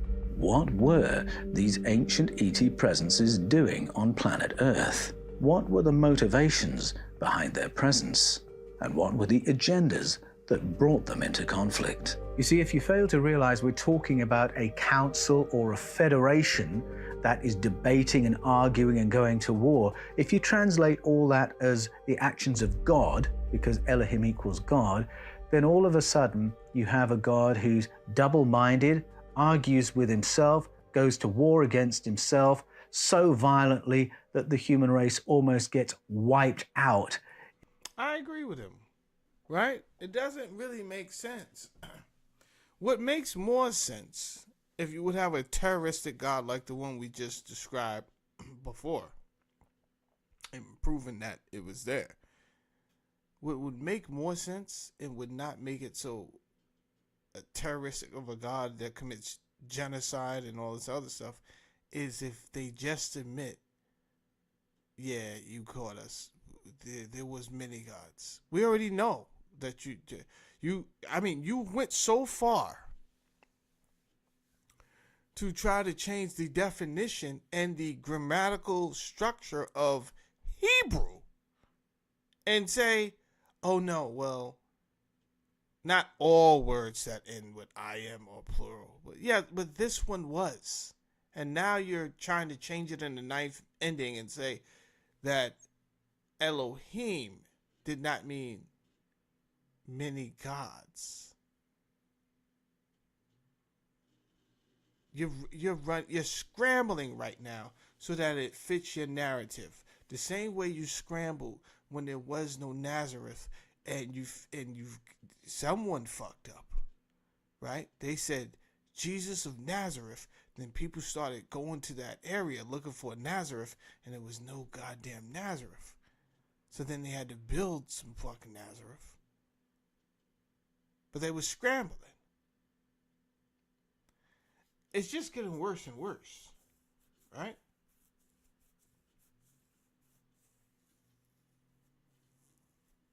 It's just, at this point, it's looking really pathetic, man. Just tell the people the truth. Because you can't, you know, the cat is out the bag. That's a crazy saying, too. Who the fuck has cats in bag? Where did that come from? Hold up, man. Stop the show. Stop the fucking show. Cat's out the bag. What?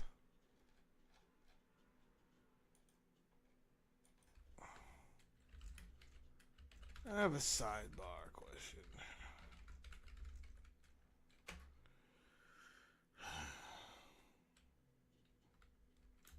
Where did the phrase "the cat is out the bag" come from?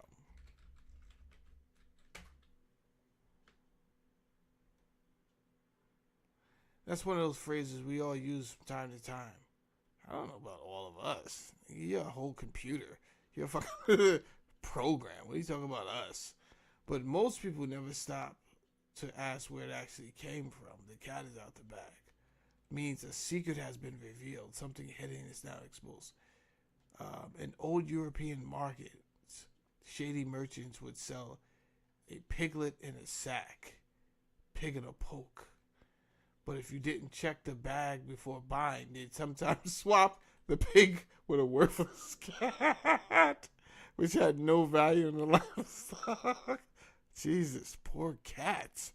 If someone opened the bag before purchase, the cat would jump out and the scam would be exposed. Got you. Yeah, well, you shouldn't have been out here fucking buying pork in the bag, bro. That's crazy. Oh, now that we solved that mystery, cat is out the bag. It's crazy. In the process, you think about the conflicts over how intelligent human beings should be. The flood story where one demographic wants to kill them all and one wants to save humanity. These are conflicting agendas. They are not the conflicting thoughts of a deity. They are the stories of ancient conflicts that our ancestors have recalled in different ways, using different images and different metaphors, but making it very clear the same memory is being evoked. And it's the story of an alien presence on planet Earth. For uncensored access to our full interviews and documentaries, go to fifthkind.tv. It's very interesting to look at what these Elohim, these powerful ones, conflicted over.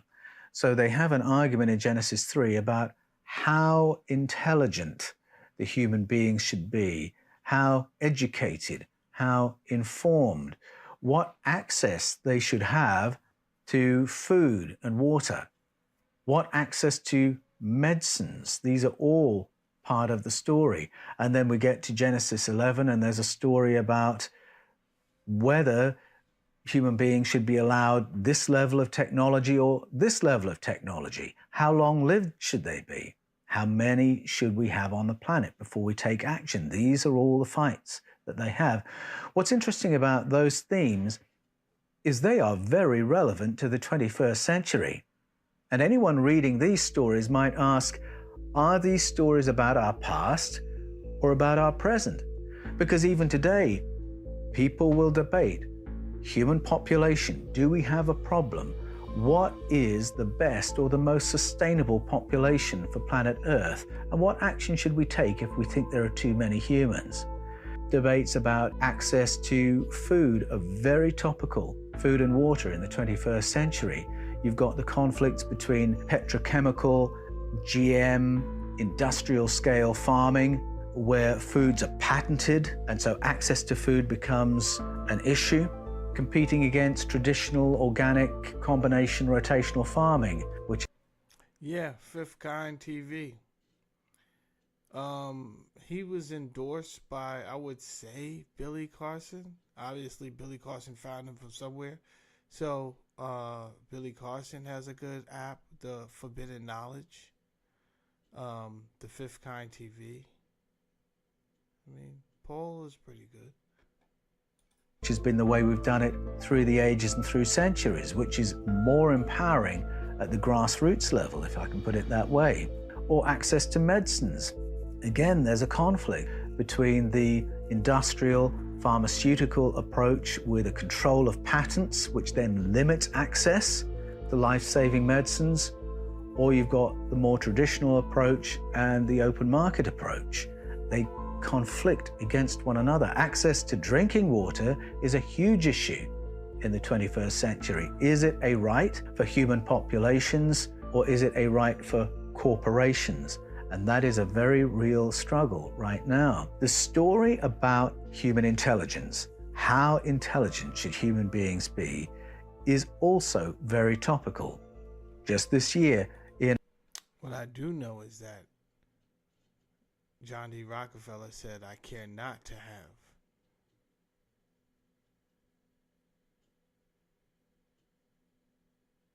What did he say? Basically, he didn't want a people of thinking. He wanted them a working class of people, not a class of people who could be able to think, right? And it just feels like we've been dumbed down. I mean, the fact that our students are really reading at 2 grades below expectancy, and they have not thought this to be an emergency for the country, should just tell us something, right? Because they could put everything behind that, like, no, we have to be able to sustain for the future, and if our kids we're doing something wrong if our kids are not being prepared. Yeah, that's what they're hoping for, that they're not prepared. in Australia, we had some legislative changes that were about positioning our education system to deliver human beings who are industry ready. And so there's been a shift away from an education model to a training model, to an industry-led model. And this really echoes some of the language we find in our ancient stories, the Popol Vuh in particular. The Popol Vuh expresses the Mayan narrative of beginnings. It tells of advanced beings arriving on a flooded planet Earth who set about terraforming and adapting our ancestors into a useful workforce. Quetzalcoatl. Yes, Uncle Andy, thank you. I think I said it wrong. Work is not thinkers. Thanks, Andy. Thank Uncle Andy. Quetzalcoatl, otherwise known as Kukulkan or Gucumatz, is the chief genetic engineer. He produces a being more advanced than ourselves. We could call him Homo sapiens Quetzalcoatlus, which is us plus a bit of precognition, us plus a bit of remote viewing. So cognitive abilities a bit more developed than our own. And unfortunately, Quetzalcoatl and the other powerful ones confer, and they say these humans are too difficult to manage. They're too smart. Can we dumb them down? And so the final experiment involves Quetzalcoatl producing a vapor that, when sprayed over human populations, damages their neurological connections so that their perceptual field is brought down to the 5 physical senses. Uh-oh. So it seems like this is, again, not a new... We're not going to... If you're looking at the patterns of what we talked about tonight so far, one, we talked about Israel fighting Palestine, because Israel was a group of people. It was never a state. But these group of people had to evolve and create the state. However, that's this we discussed tonight. This is a very old story. Same 2 groups still fighting. It was terrorism then, it was terrorism now. right?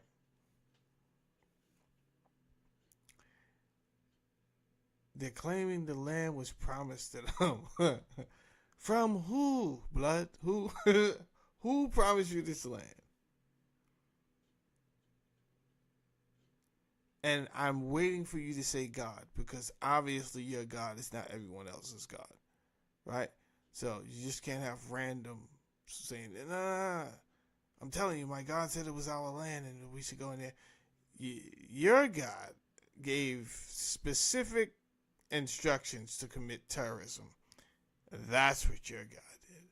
I've read about what he told you to do. Nonetheless, here we are in this time dispensation, and their planes are spraying shit all in the sky, right? How do you use a substance that the research has already proven not only to be a carcinogen, but you keep spraying this shit? They're still using Roundup today. That's what I'm saying, Uncle Andy. Thank you. Now Uncle Andy's getting what I'm saying. They keep repeating this shit, bro. It keeps happening. This same shit that Prince died over. Prince was saying, stop spraying shit in the sky, the chemtrails, right? It's killing people, and it's dumbing down people. And it's not even a new story. Here we have the story of Quetzalcoatl, and this is thousands of years ago, and it's the same fucking situation that's going on. Wow. Than our own. And unfortunately, Quetzalcoatl and the other powerful ones confer, and they say these humans are too difficult to manage. They're too smart. Can we dumb them down? And so the final experiment involves Quetzalcoatl producing a vapor that, when sprayed over human populations, damages their neurological connections so that their perceptual field is brought down to the 5 physical senses. No more remote viewing, no more precognition. They can just see and hear what's around them. Now they can be corralled and managed. Now, this is another story that when you hear it, you think, wait a minute, a vapor sprayed over human populations to dumb them down. Are we talking about the past or the present? Because today, people are concerned about what is being sprayed into our atmospheres. Why are we finding metals in our soils, in our oceans, in our food supply? And is that good for us? When I was a boy back in the 1970s, Shout out to Santiago in the building. Yo, bust it, man. They want us out here talking about bullshit. You understand? Now you see? Now you see? You think I really give a shit that they won't let nobody over here? It's frustrating only because I want to liberate more people.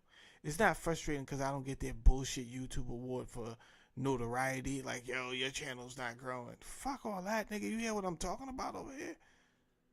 Versus what you talking about? You talking about ungodly business. I'm talking about trying to wake you up to remember the past. Because it is the present, and God knows what will be the future if we do not wake up now to see that these are the same demons from thousands of years ago with the same bullshit tactics to kill people, to suppress our knowledge. Yeah. Baby Grizz, what's good, man? Thank you, beloved. Thank you.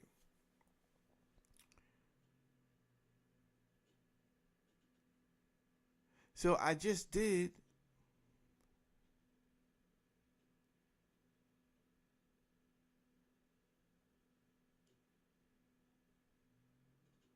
yes, a fact, pretty divine. Nothing is new. This is a fact, right? So I don't want us to fall for the same tricks, right? This is all I'm supposed to be doing what I'm doing, right? Everyone has a purpose. It's whether you're going to listen to it or not. is the thing, right? That's the whole answer. Are you gonna listen?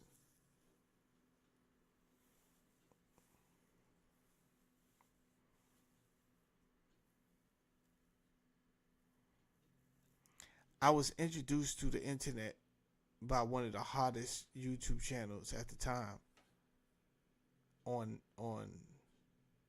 YouTube. So if it was really about self, I could have took that shit down. You know what I'm saying? We could have went all the way there with it.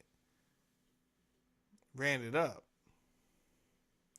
The problem with that though is I take disrespect of you purposely trying to dumb me down and dumb my people down so that you could further. Like, I'm not going to help me be in prison. I'm not going to help your genocide of my people. And that's ultimately what it is. You just want me to be a distraction while the food is still poison. It's no good. The education you gave us is obviously not number one, as we're chanting we're number one at all of these athletic games in these coliseums. We're not actually number one because the education does not reflect so.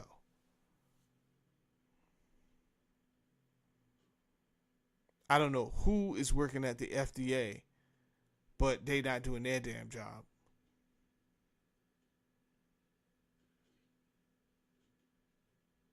To this day, Flint, Michigan still got fucking dirty ass water.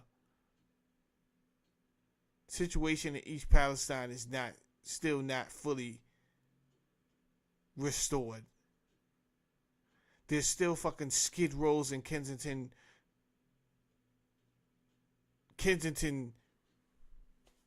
places all over America. Just different Martin Luther King boulevards of dope fiends and fentanyl addicts. And all America has found time to do is subsidize these issues, which is more or less patronizing, right? Because it's another form of money laundering, so we're going to subsidize it. We're not going to fix the root cause. What we're going to do is find a way to make money off of this situation.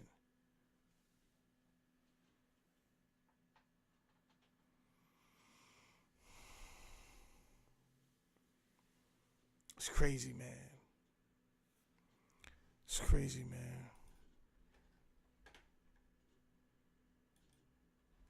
Human populations to dumb them down. Are we talking about the past or the present? Because today people are concerned about what is being sprayed into our atmospheres. Why are we finding metals in our soils, in our oceans, in our food supply?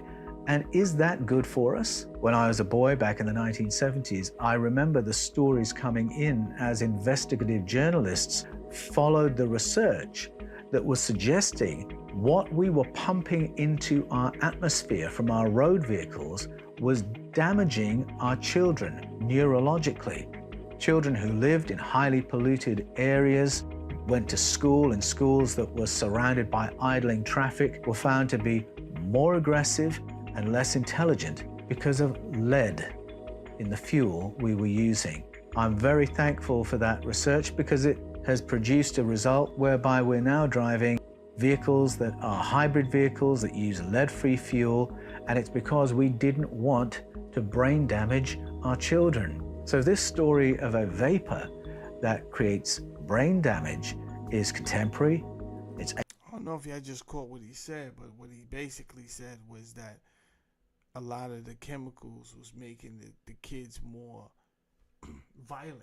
Now you think about these metropolises and these cities, man, right?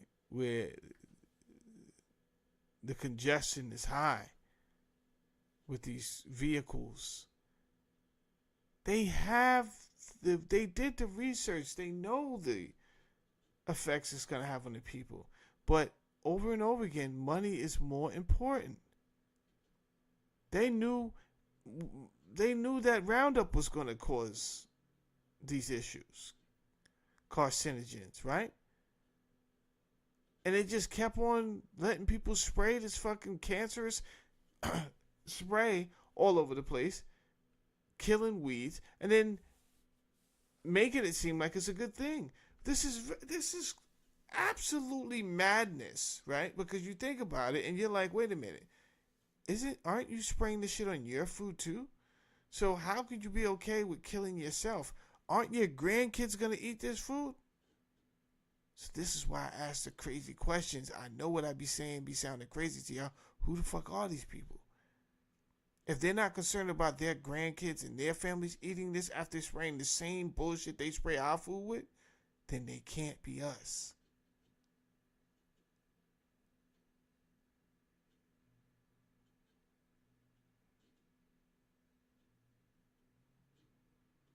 Come on, Pretty Divine. You know all the MLKs, or it don't matter what city, no matter what state you show up in, what city, it ain't one MLK street that's like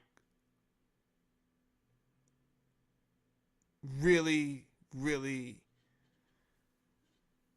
well designed and kept clean and upkeep. It's always some fucking just stay on Martin Luther King long enough. I don't care where you from, where you go. Just stay on it long enough and drive. And it's gonna look real familiar real fast. Exactly, Pretty Divine. But who is they, right? That's the thing. Says they're trying to depopulate the earth. Well, they've been doing this not in one civilization. This has been happening, story being retold. In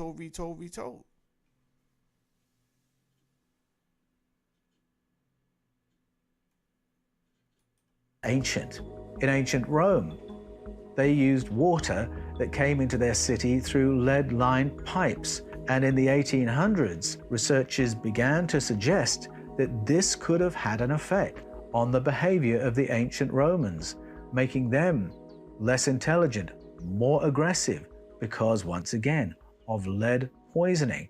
Now, even those who want to debunk that story, who don't think that was a significant factor, have to acknowledge that the lead level in Roman water was 100 times the lead content of the spring waters in the districts around. So these concerns about what's being pumped into our environment, they are very relevant today, and they were relevant thousands of years ago when our ancestors wrote these stories about the vapor and Quetzalcoatl and their agenda for humanity. But what is a mythology? Is it a vehicle of ancient memory, or is it a metaphor to convey moral teachings or philosophical ideals? When you see some of the extraordinary correlations among the ancestral narratives of cultures, ancient cultures that apparently had no contact with each other, for me, it's those overlaps that first drew my attention and made me realize I'd been reading some of these stories wrong. Some people read them in a fundamentalist way, as if every detail, every word, that's what happened, word for word. Others try and look for a moral in the story. You can't really read the Genesis stories that way. The morals that would emerge from them would be ridiculous. But as I saw the correlations, I began to realize these are carrying memory. And sometimes what's being brought to us is a visual memory. And different cultures have different language and different metaphors, different images, but they're reporting the same visual memory of what happened. I'm going to take his word for it there, because what's the moral of Yahweh telling Israel, listen, y'all, we about to go in here, but here's the deal. If you scared, stay home, right? That's how he started off. Like, yo, if you scared, you ain't, you know what I'm saying? Like, you got some shit to do back home. Nigga, you growing grapes and you ain't never taste them shits. He tried everything to get people to go home, right? Whoever left. Whoever was left standing, he's like, all right, here's the fucking plan, bro. We about to go in here and murder everything fucking living. Like, fuck it, bro. Like, even coming into the town, you either get down or lay down, right? The first town we hit, fuck it. Kill all the men. That's your first order? We didn't even get to the promised land. He's like, yo, fuck it. All these bullshit ass cities, this town is ours for the taking, you understand? Just kill all the men, take the women and children, and the livestock. Just leave the trees. The trees with the fruit on them. Something about trees and fruit they love. That's crazy, Yahweh. You understand? Like, that's nuts. So it can't be morals to this. And then all I preach is when you go to church, you know, they going to be like, well, we don't question God. You don't question God. That shit was crazy that he just told them to do. Shit was absolutely nuts. And to not have a real reason to do that shit? It's like, yeah, God always has a reason. First of all, we being told that they was sacrificing kids and doing all type of crazy shit. Was they the only city doing this in the whole world? Like, I don't know.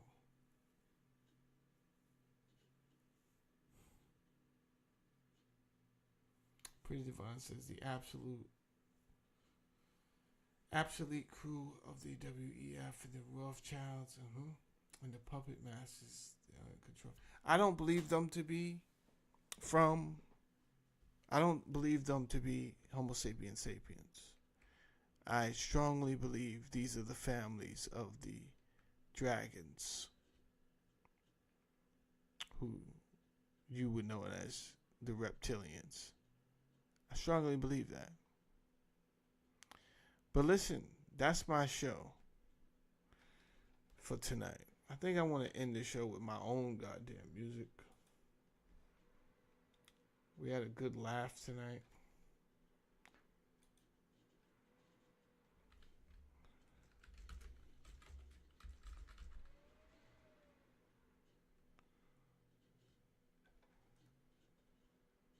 Kush, what's up, man? Kush, well, I was about to say you up late, but you're not up late. You 3 hours behind there. So it's only 8 o'clock there? Yeah. Shit, that's good.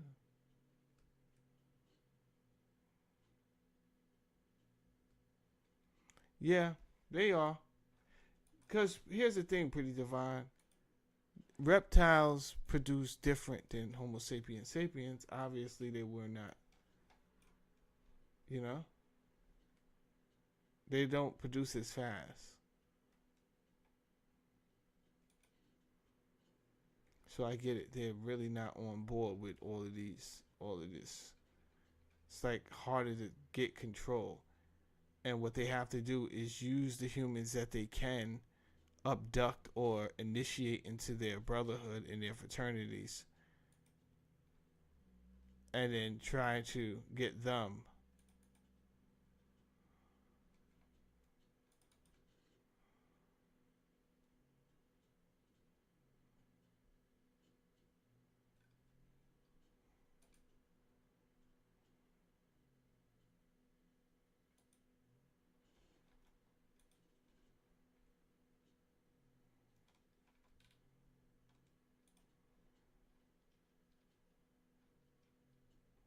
trying to look for some music.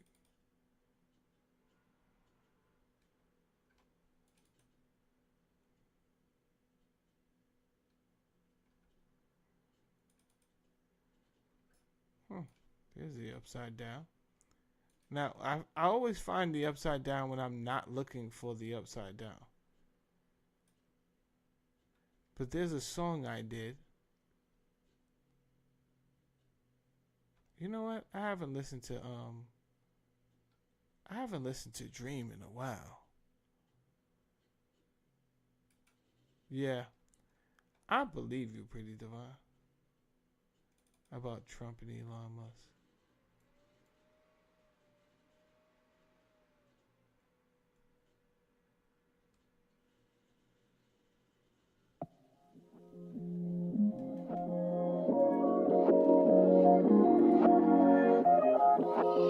TikTok's got the fire. Hey, wife made me a drink, yeah, Tom Collins. We celebrating in that house, we just left apartment. It started as a convo, trusted and believed each other. Instead of proving that we really didn't need each other's pieces. When we broken, we complete each other. You got the money, but no love. How you need for nothing? It's not a puzzle, missing pieces, they go seeking something. Life lessons, you gon' learn them, no degree or nothing. My favorite color is love mixed with some harmony. A touch of realness and a splash of some honesty. Until you see that picture, you ain't seen no art yet. This ain't at the expo, this ain't at the market. A dying breed think they just forgot to chalk it. Different meanings, life missions and the conquest. Dreams to realities, the hardest, but regardless, you was shooting at the stars, and I just gave your ass a target now. Dream, you can't stop me now, baby. Can't stop me. Don't forget to just dream. You can't stop me now. Dream.